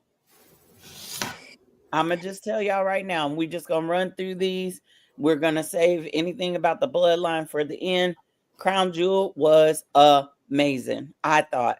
I know ESPN only gave it a B, but I don't think that's fair. I think they could have at least gave it an A-, maybe a B+. So we had 4 Crown Jewel, y'all. And I want y'all to put y'all's comments in the chat of what you all thought. What grade do you give Crown Jewel? So just to go through these, we had Roman versus Bronson Reed. Monty, your thoughts? I don't want to see none of y'all until Christmas. She ain't gonna let that go. Leslie? I think it is that whole fallout at the end there for me too. It's just, yeah. The match, I don't know about the match like so much, but that story that was told at the end, Right, and we're gonna get to that. Monty said we can't let that go. I don't want to see none of y'all until Christmas. Okay. Then we had Cake and Thighs versus Tiffy Time. I'm gonna be honest. Y'all. I was still on the whole Roman Bronson match. Stephanie did her thing. She did her big one. She whooped Tiffy's ass. It wasn't Tiffy time. She is our new Crown Jewel champion. And I say, right choice. Monty, Leslie, your thoughts? Stephanie Vicure has been on a trajectory for this for a while. She debuted last year, beginning of this year. Yep. She was NXT Women's Champ. She left NXT, came to main roster. She's now the Women's World Champion. This is what you call not a tremendous talent, but this is a trailblazer. Like, you cannot let this go. I'm trying to think of words for it, and I cannot, but I'm gonna say this right now. That was the right call. That was the right choice. Let's give her all the accolades. Absolutely. Because she's a damn megastar. Come on now. Leslie? Oh gosh. When it comes to Stephanie Vicure, you can't say enough about her. She deserves it. She is La Primera for a reason. And that's because she is muy caliente, hot. Mm-hmm. She is on a roll, and she is doing it first, doing it right. In my opinion, she's I think Monty used the word trailblazer or whatever, but she did. She's good. I get choked up when I talk about her though, because I don't know, maybe it's what y'all see too, but I adore her. She's a physical beauty. She's so humble. Mm-hmm. And she's given. I can't even describe it. I can't even find words, but I'm a big Stephanie fan. I'm definitely a fan of Stephanie Vicure, and I just wish her all the continued best. And I want to see more. Absolutely. We want to see more cakes and thighs, as y'all say. Cake and thighs. The next match, y'all. This match had me in my feelings. First off, shout out to Cena for giving AJ, aka Unk, for giving Panty Pro V Primera. That's what I'm gonna call him. I love it. His shine, for recognizing his time in TNA, the Bullet Club. AJ deserves that, y'all. He deserves that. This match of the night. Match of the night. Fight your mama, don't fight me. This was match of the night. Monty and Leslie, what are your thoughts? That's two of the best in the business there. That's all I got to say. And that match couldn't have went. It was awesome. Probably to me one of the best matches of the night. You got both in there. They can be technical or they can fight. And once again, seeing John do all the tributes to the other wrestlers was great. But I'm just so glad that he gave AJ a chance and to show out the way they did. I was happy. It had me in my feels too for both of them. So yes, that was probably that's probably my favorite match of all of the night of the morning rather. Yeah, of the morning, correct. Mhm. Real quick, Monty, before you give yours, I just want to point out this comment. Cena's forehead kiss, then Sister Abigail, a ghostly echo of Bray Wyatt, a tribute wrapped in chaos, reminding us that the legends never truly leave. So true. Monty, what are your thoughts about Cena versus Styles? When he said total nonstop action, he had me. I was like, when he gave that piece of paper to Alicia to say what she needs to say, I was like, okay, all right, Yeah. what's going on? That whole thing where he gave AJ his flowers, and I was like, okay, let's have some good, clean fun, everybody. The match was match of the night. It was a banger, What? hands down. We knew it was gonna happen. We all knew it was gonna be good. We have been wanting this since John's retirement tour. We have been wanting versus We have been wanting this dad fight. For real. And it did not disappoint. By the way, Triple H. You a hoe. You sat up there and said, well, don't blame us for a match that wasn't planned. They showed ass and showed out. Real quick, I want to point out this comment from they said Tiffy time didn't work in Perth time zones. That's right. Nope. Clock was not clocking. He said, Triple H said, don't blame us if it's terrible. Okay, we won't. Hey, guess what? It wasn't terrible. And we ain't gonna blame you for putting it on. Right. So we know who did it. The next match we had the Kabuki Warriors versus Rhea and Io, or as they are affectionately known, Rio. For me, y'all, okay, I'm gonna be honest. And Mimi don't come from my neck now. I know it's Rhea Tober. I know how you feel. This match kind of fell flat for me. I was expecting Rhea to be in this match more. I expect her to show out more. But to me, the star of the match was actually Kairi Sane. Mm-hmm. I feel like Kairi got to show out. I feel like Io, if you go back to the match, yeah, Io did great. Yeah, Asuka did great. Yeah, Rhea did great. But Io was showing out in this match, and I think they are giving her that shine. I don't want to say that they are specifically giving Kairi a push. It kind of feels like they're testing the waters with her.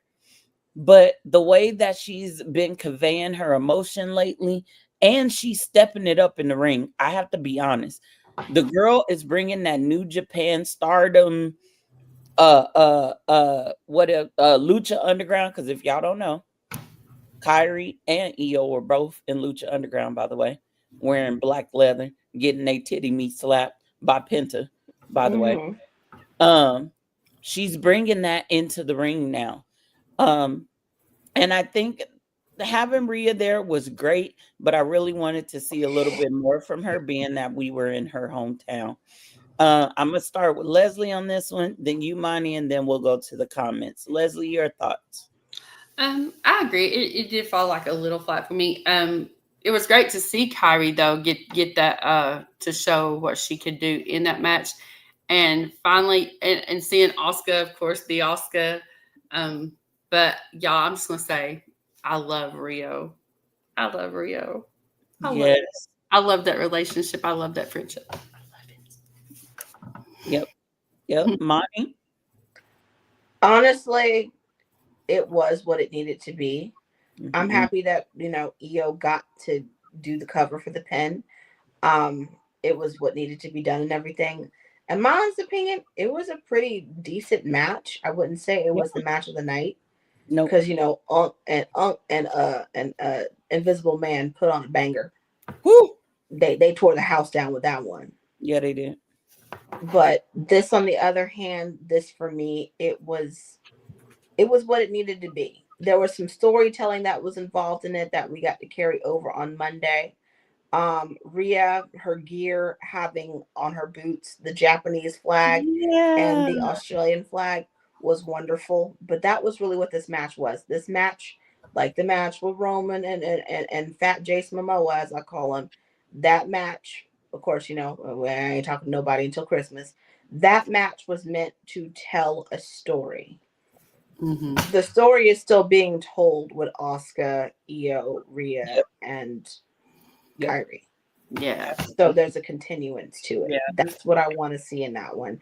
I don't expect it to be a clinic that we got before. I expect it to be drama and messiness. But that is all. Pure drama. Pure drama. All right. Our last match of that night, y'all. Okay. I'm going to just say this. I'm going to keep it short because I want us to get to Monday Night Raw and the Bloodline. I'm going to just say this, okay? I don't think this should have main evented. I don't think it should have main evented. I think AJ versus Cena should have main evented, in my personal opinion.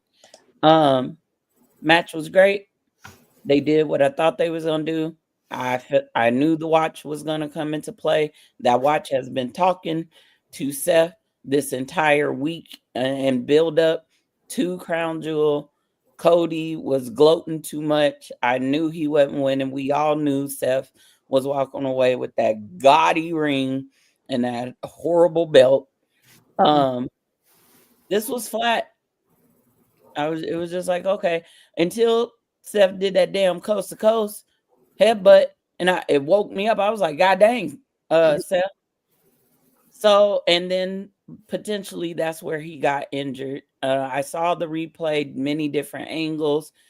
To see his shoulder blade sticking out of his back like that, gross. Okay, I'm squeamish. That was nasty. Seth, if you are not injured and you fake this injury, number one, bad on WWE. Number two, poor taste on you because you are killing your credibility. Sorry, I thought I got that fly. You are killing your credibility as a superstar. Please do not be punking us out again because I just don't even know what to do at that point. Okay? Don't do it again. Monty, your thoughts? The only thing I kept making jokes when it began because Seth was dressed in Club Kid realness like he was going to Disco 2000. The time had come for him to lip sync for his life. Good luck and remember, don't fuck it up. Hey, guess what happened? He went to go do a traumatic move. And of course, I go back and I say it again. Harley Race said, don't do this shit. Dynamite Kid said, don't do this shit. Right. Seth has done this shit. So if he is legit, and the thing is, he faked an injury. So his credibility is out the window now. If it turns out he's injured, he's the boy who cried wolf. We're never going to believe him again. If it turns out to be a fake injury, fool me once, shame on you. Fool me twice. What did George W. Bush say? You won't get fooled again. Right. So, all in all, the watch had been talking to him. He needed to get this done. He got it done. Finally, he got that monkey off his back, although at what cost? More on that later. But yeah. This comment, TJ, you cracked me up. He said the watch told him to do the coast to coast. Yeah, okay. He said that watch told him to do it. He heard voices in his head. Mimi says someone on X brought up that move as a tribute to Chris Benoit. Look, We don't say that name. We ain't even gonna talk about him. We don't say that name. I get what you're saying. I saw that too. That's why I didn't include it in this. We just gonna move on from him. And if that was a tribute, that's very disgusting. That is very disrespectful. I'm sorry. I don't care how long it's been. Anyway, I'm gonna move on. All right, y'all. Real quick, just to say, Crown Jewel for me again. Overall, I'll give it a A minus. That's what I'm gonna give it. And then you guys tell us in the comment what was your grade for Crown Jewel. After Crown Jewel, we saw TNA Bound for Glory. I'm gonna just shoot through these so we can get to everything because we going on 2 hours. And shout out to the 64 that are still with us. Welcome. Come on in the room. So Bound for Glory, we saw the beautiful people and Mickey James get Hall of Fame as they should. TNA Knockouts tag match, the Inspiration won there. We saw TNA International Championship, Frankie Kazarian versus Steve Macklin. Congratulations, Steve Macklin walked away with that. Number 4, we saw Chintz McMahon, aka the Chin, aka I ain't gonna the call Natalie Nunn of TNA. the Natalie Nunn of TNA. If you don't know who we're talking about, Tesha Blanchard versus Gia Miller, which everybody was tripping because they was like, wait a minute, is Liv Morgan back? She was giving Liv Morgan vibes. But Tessa walked away with the win there. We're gonna move on. The Call Your Shot Gauntlet. I'm gonna be honest, this is the first time I've watched a full TNA event. I've seen highlights of their events. I was very pleased by this event and this Call Your Shot Gauntlet match. For those that don't know what that is very similar to Money in the Bank. It involves a battle royal of 20 superstars, men and women. And in this battle royal of sorts, whoever wins gets this wonderful like Heritage Cup looking trophy. And you carry that for a year so you can call your shot on any champion. So at the end, which I thought this was very stupid, they had a double pin and a double win. Frankie Kazarian and Nick Nemeth. Also, it was nice to see Santino Marella in this match. I love Santino. I loved when he brought Cobra out. And if y'all go back and watch our watch along with the Fab Four, y'all, I was screaming my head off when he popped Frankie with that Cobra. And shout out to John for explaining the rules of that battle royal Yes, to us because thank we you, did not John. know. Next was the TNA Knockouts World Championship with Kalani Jordan and Indy Hartwell. As we know, Kalani retained and walked out. And I'm sorry, y'all, that heel turn coming. It is coming. I know we've been saying it. Folks been wanting it for a long while. But she said, I'm sick of y'all playing with me. She's sick of it. Okay. Then we saw another match that I've not seen before, but glad I did because Mustafa was in it. And Moose was out here looking ashy, but we ain't going to say nothing about that. The Hardcore War. This is where... That's all we're going to say about that. Right. This is where 2 factions are involved and one member of each faction comes out. It's kind of like War Games without the steel cage. But instead of the steel cage, you get weapons. We saw a stapler. Somebody got their ass stapled. Okay. There was Tic Tacs. Okay. Or not Tic Tacs. What are they called? Are they called thumbtacks? Thumbtacks. Thank you. Somebody got thumbtack. We saw chains. We saw bats. We saw all kinds of wonderful little things. And women were in the match. Equal rights, equal fights. Everybody. Women were in the match. And the winners were the System. That is Moose and his team. Then, y'all, match of the night. Match of the year, if you ask me, in some respects. TNA X Division Championship with Javon Evans and Leon Slate. Y'all, it was so much shenanigans in this match. First off, they got bouncy for real. It started off with Leon trying to embarrass Javon and little brother him in a way. And then Javon woke the hell up and was like, I don't know who you think you playing with, but you about to catch this cutter and this RKO. Amazing match. The first ending of this match ended in a time limit draw, y'all. That means the time for the match was 20 minutes. It hit that 20-minute limit and the ref had to call it. Of course, the fans wasn't having it. So here comes our favorite guy, Santino, out, and he puts 5 more minutes on the clock. We was like, yes, give us some more. Was there a definite winner? No. Why? Because the damn YNs, aka Dark State, showed up and took them out. So it ended in no contest. But I gotta believe they gonna run this back, y'all. And for those of you that don't know, Bound for Glory is TNA's WrestleMania. Their record attendance was 7,794. Then we saw the TNA NXT tag team match, y'all. The Hardys versus the Dudleys. And we saw the retire of the Dudley boys. They took off their boots, handed it over to the Hardys. This was such a good match for who they are, how long they've been in the game. There were some huge bumps taken. Jeff Hardy, you are a crazy man. Crazy man.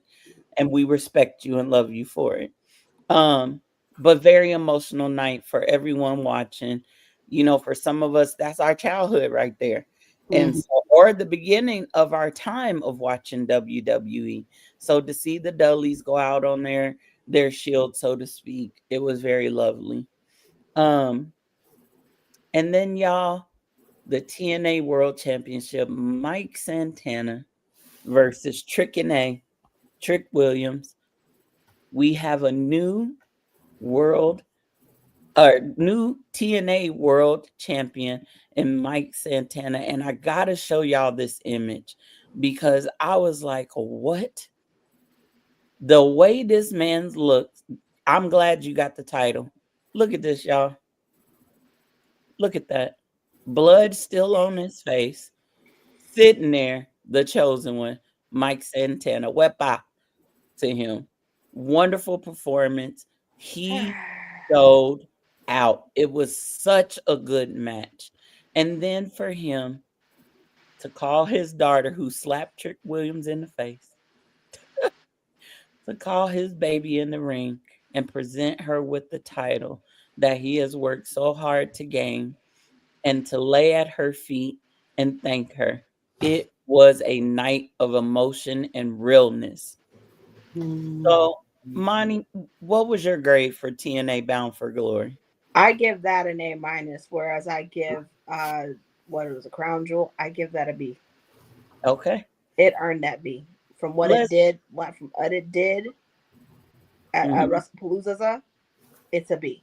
So it's an 85, 83 maybe. Whereas Bound for Glory, that's a 92. And then Leslie, were you able to catch any of Bound for Glory? Of course, I wasn't able to watch this card with y'all. I didn't catch it. But you know, from what I'm seeing of the card and everything that went down, it sounds like it was an awesome PLE for them. So, right. And I'm get into watching TNA. I've got to get into that. It looks like it's something I need to find out, need to check into. So, and card looked great. The beautiful people got into the TNA Hall of Fame. Thank God. Congratulations, Angelina Love and Velvet Sky. Y'all have no idea how much I love the beautiful people. And when it comes to TNA, that's where I'm used to watching TNA. When you had the beautiful people, when you had, beer money, when you had awesome song. And But I got to start watching again. I see. TJ said the reverse two-stone is Frankie Kazarian. Frankie Kazarian is an ass. TJ said hashtag ashy backs matter. No, they don't. Put some lotion on. Yes, I'm sorry, Mimi. I called him Tic Tac. She said, whose breath stank? Lena said that was not a match. It was a movie cinema. Yes, ma'am. JT said, now that's how you shoot. That match will be talked about for the rest. Yes, it will. And I believe he's talking about the X division, or he could be talking about the tag match. TJ, who you booing? Who you boo-booing? TJ said Drew might come after you for saying that you are the chosen one. No, he ain't. Drew need to say that. Drew got bigger fish to fry. JT said first Puerto Rican TNA World Champ. Thank you, TJ. Yes. Mike Santana, congratulations. First Puerto Rican TNA World Champion. Wepa. TJ, what grade? Is this for Bound for Glory or is that for Crown Jewel. And then JT said TNA Bound for Glory was better than, better than WrestlePalooza, as Monty calls it, and better than Night 2 of Mania. Yeah, that was a D- Night 2 of Mania. Straight up D-. Yep. I know John Cena won and I was celebrating, but like D-. Okay, TJ said the 4.4 out of 5 was for Bound for Glory. He said he gave Crown Jewel 3.5. Again. I Okay. wouldn't have gave it that C that the ESPN guy gave the C to WrestlePalooza. That was a D. Yeah. All right, y'all. Here we go. Here's where we about to talk about this bloodline, y'all. And we not gonna keep you longer. We going on 2 hours, ladies. 2 hours, and we still got 66 people rocking with us. Here we go. Y'all ready for this tea? Here comes some tea. So we gotta talk about Monday Night Raw because it all ties into it, right? So I'm gonna just talk about the matches real quick. We saw Dominic defeat Penta for the IC title, which means Dominic got to face Rusev again next week for the IC title. We saw Rhea versus Kairi Sane. We know how that turned out. We saw Lyra and Bailey versus Raquel and Roxanne, and finally Lyra is understanding how to tag with Bailey. Just slap her, and she goes nuts. Excuse me. Now, these last 3 that I'm going to mention tie into what we're going to talk about. Before I mention them, by the way, don't miss out. Next week's Raw is a champion of a night. We got the Judgment Day versus Dragon Lee and Styles for the tag titles. Maxine Dupree versus Becky Lynch for the IC title. And Rusev versus Dominic for the IC title. Now, y'all, we saw Jimmy versus Bronson Reed. Jay was in a triple threat with Punk and Knight. We saw a segment backstage where Jay and Jimmy are having a discussion, and Jay tries to pop his ish at Jimmy. And like in prior weeks, Jimmy gives him that look and Jay backs down. But this time, Jimmy wasn't taking Jay's mess and kind of popped back at him. Pretty much what happened was Jay told him, look, Roman's doing him. Maybe we should do us too. You do you. I'ma do me. I got to focus on getting my title back. Maybe you should focus on getting you one. Right? Jimmy pops back like, who you think you talking to? Huh? Did I know if Jimmy could have said more? I know Jimmy would have been like, did I not bleed for you?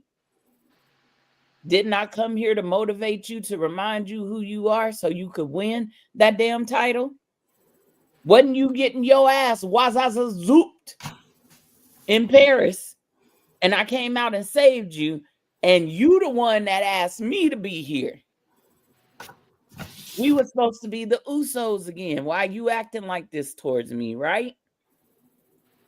Jimmy goes out there, has his match with Bronson. It was a good match. Of course, Bronson got the dub. What happened? They gonna tsunami Jemison. They tsunami Jemison. They beat Jemison down.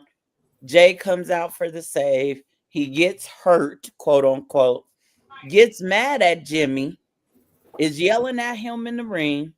Jimmy's like, dude, I'm here for you. That's what he said.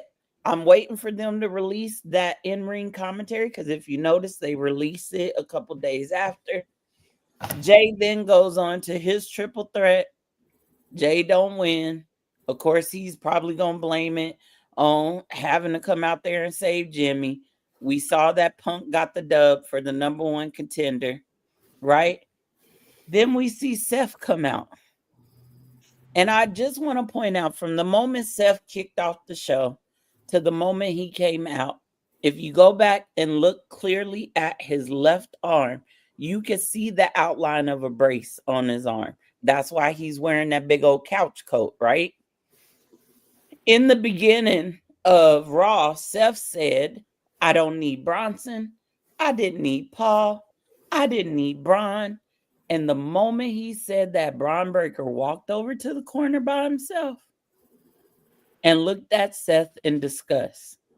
Okay? Fast forward to the end of the night. Seth's out there. He's gloating. We seen him throughout Raw, kind of gaslighting Bronson and Braun, talking about, oh, you did this, you did that, blah, blah, blah, blah, blah. Seth's out there again, popping his gums, goes to turn around, and a shirtless, burnt Sienna, as Mimi calls him, spears him.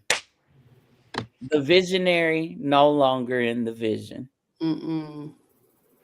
We see Braun tell Bronson, make your choice.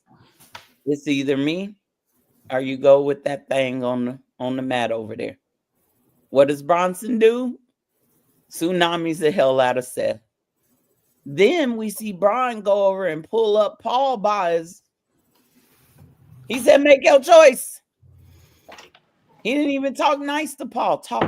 He didn't even talk nice to Paul. Mm-mm. What did Paul do? He went over there, raised up Bronson and Braun's hands, and looked at Seth like, ha, gotcha, bitch. Tell me when I'm lying, ladies. Mm. So now, here we are. And if y'all don't think all this revolves around Roman, you are wrong. If you do not think all this revolves around the bloodline, you are wrong, y'all. I'm trying to tell y'all, and ATD has been saying it for the last 2 weeks. We've been bamboozled. We've been hoodwinked. Led astray. Led astray. So I'm going to go and I'm going to start with Monty. Okay, so I'm gonna. I took notes, Go and ahead. so I took notes, and I started this actually after what happened at Crown Jewel because I had to get everything out and write it down. It's the best thing that could possibly happen. Jay wasn't upset with Roman when he said he's always going to do him. Jay is following in Roman's footsteps. He thinks that Roman would do this. He was upset, but he saw Roman left, so he assumed Roman is looking out for himself. Roman isn't looking out for himself anymore. Right. He's trying to prove that he can do this on his own without any help. Roman wants to prove that he is his own wise man. Jay is following orders the wrong way. What Jimmy said in the commentary in the ring after Crown Jewel, when Roman said, I don't want to see y'all until Christmas. What Jimmy is doing, Jimmy said that Jimmy did was a tribal chief thing. He said, I'll be there for you. I'll be there for him, talking about Roman. Jay is crashing out because he's hurt, but also he thinks this is the direction Roman is taken by leaving. Right. He's not taking a direction by leaving. Roman is out there trying to prove something that Jay has already proved. He can do this on his own. Roman is also trying to get Jimmy and Jay to realize that they can do it on their own too. Mm-hmm. But also, Seth is that monkey Roman got on his back. Yep. That means he has to work smarter, he has to work harder, and he has to plan the long game. This is 10 plus years of revenge. He has to beat Seth or he can't say he's High Chief, which is his ultimate and penultimate goal. But there is a bigger plot afoot. All right. Leslie, did you want to add anything here? Oh, she's off screen. We'll wait till she comes back. All right, y'all. Here I go. I'm going to say this. We knew, and by we, I mean ATD, we knew somebody in that group wasn't loyal. It was just clear. Somebody in there, when you have a group of heels, somebody ain't loyal. But also, was Seth Rollins really a heel? Was he? No. Seth Rollins is a face surrounded by heels. Let me explain what I mean. Seth Rollins has been saying for months, even in the build up to WrestleMania 40, that he has a vision to protect. Heels don't protect. To protect the soul of the industry from people like CM Punk and Roman Reigns. He's been screaming that for months. But a smart face understands that he has to have somebody that's willing to do whatever it is to get the job done. So he gets Braun Breaker first. Smart move, powerhouse. Okay. Then we see the addition of Bronson Reed, also a smart move, a man who tsunamied you into and under the mat, if you ask me. Very smart move, another powerhouse. We also see you with the Oracle, aka the ex-wise man, Paul Heyman. Now let's talk about Heyman for a second. Has Heyman really ever been for any of his clients, or has he used his clients to be about himself? I'll answer for you. He's used his clients to be about himself. Paul Heyman, as soon as he got the chance, you saw what he did. He turned on Seth, because Seth was never the end game from him. If you go back to Crown Jewel in that backstage segment between Paul and the Brownies, Paul said, as he was walking away for that final time in that segment, he said, "But I think you know the answer." I think this was planned long ago. In the weeks leading up to Crown Jewel, we have heard Braun Breaker say multiple times that he's the leader, and getting mad that people weren't showing him that respect. You don't believe me? Go back to some of the Raws, and if I can find the specific dates and times, I will post it. But he said several times that he's the leader, that vision has leadership now, and it was him. So, is Paul loyal to Braun? Does Braun already see through Paul? Even Big Papa Pump tweeted out that Braun Breaker ain't there to play nice. He ain't there to be a side chick. He's there to take over. Y'all better watch y'all's back around Braun. When it comes to Jimmy and Jay, y'all stop thinking that Jay is going after that world title again. It ain't gonna happen. He's done. Now he has to focus on his brother. I think on Monday we are going to see an argument between Jimmy and Jay, where Jay is going to blame Jimmy for costing him that contendership. And I'm hoping that Jimmy pops right back in his face and reminds him, number one, who the hell he's talking to, and number two, why Jimmy's on Raw in the first damn place. You know what I would love if he blamed Jay for Roman leaving? He probably could. He could. Because what? What did Roman tell specifically to Jay? Don't go help me. He said, I told you, your days of helping are done.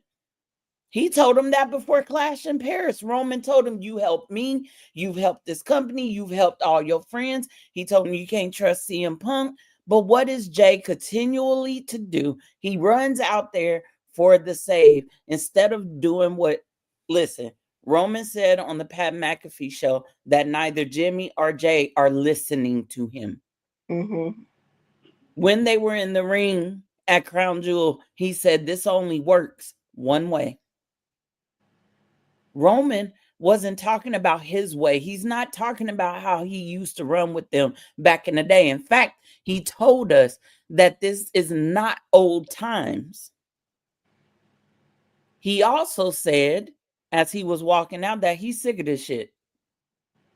And he wants the power. He wants the power back. And then he said something else very pivotal. He said, everybody believes I can't do anything on my own.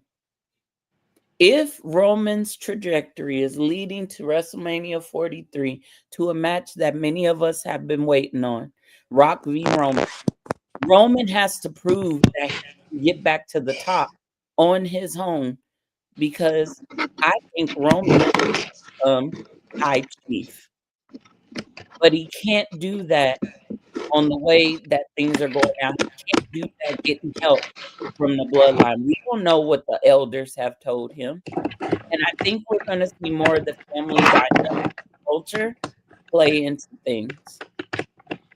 The last thing I'm going to say is Roman said something in a promo as he was walking back to Gorilla.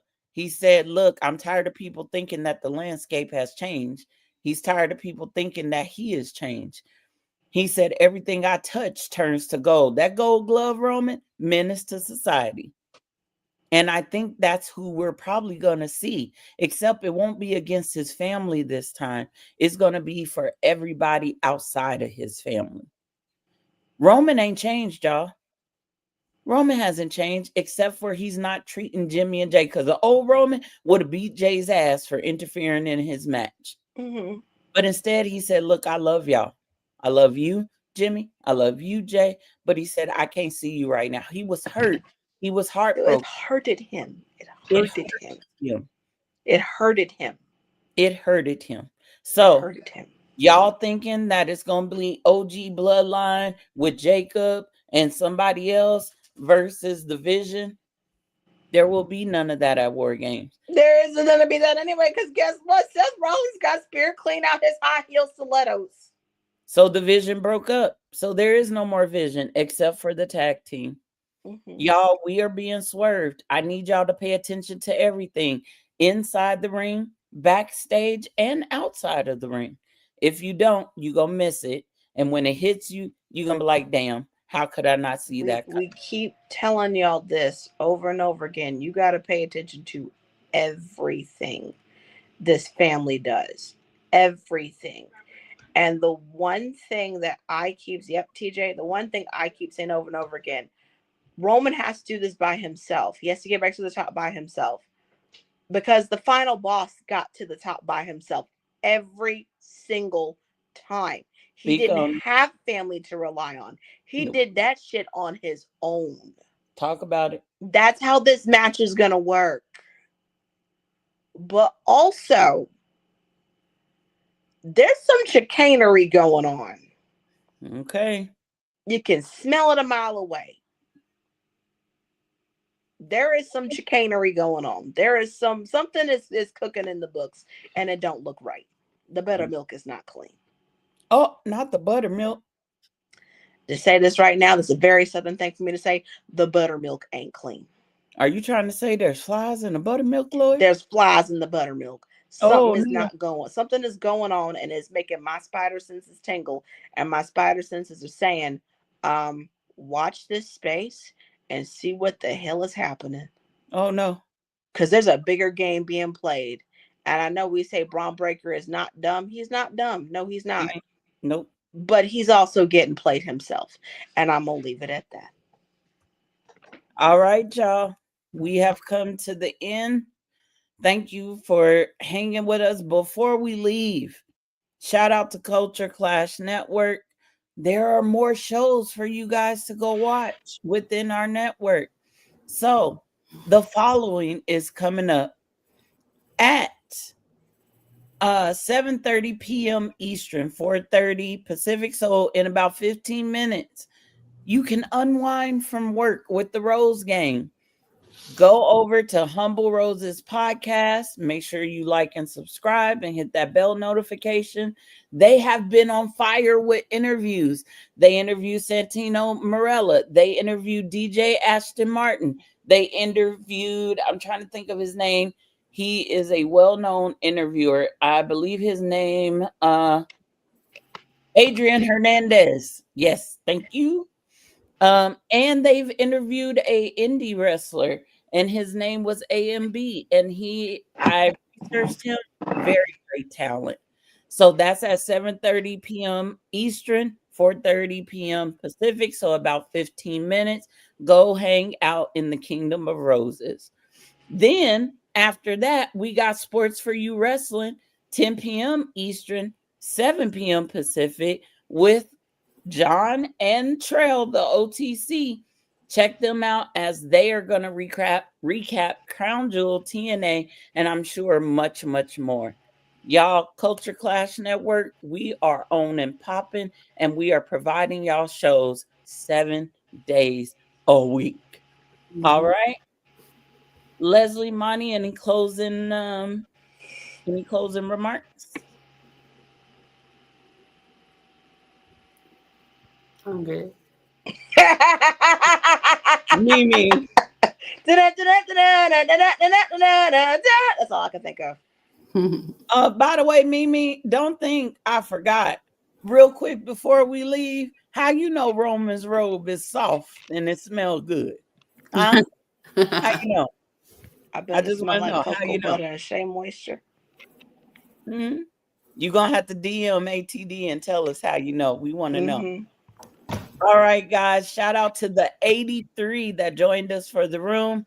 The next time you see the room, not next week, but the week after. So the room will be on Wednesdays at 5 p.m. now. So 5 p.m. Eastern, 2 p.m. Pacific, every other Wednesday. Look in the description box below for the next date. Also, coming up October 25th, 2 p.m. Pacific, 5 p.m. Eastern, Talking Tea with none other than the main event mamas. You don't want to miss that one. So, guys, enjoy your day. Go check out the other shows for Culture Class, Humble Roses, in about 15 minutes. And then also Sports for You Wrestling at 7 p.m. Pacific tonight, 10 p.m. Eastern. Y'all, and make sure you like and subscribe to us so y'all don't miss none of this good tea we giving y'all. Okay? This is your tribal chiefess. This is your sage, Leslie, the wise woman. I am the final boss of HD. Deuces, ooses. Bye-bye.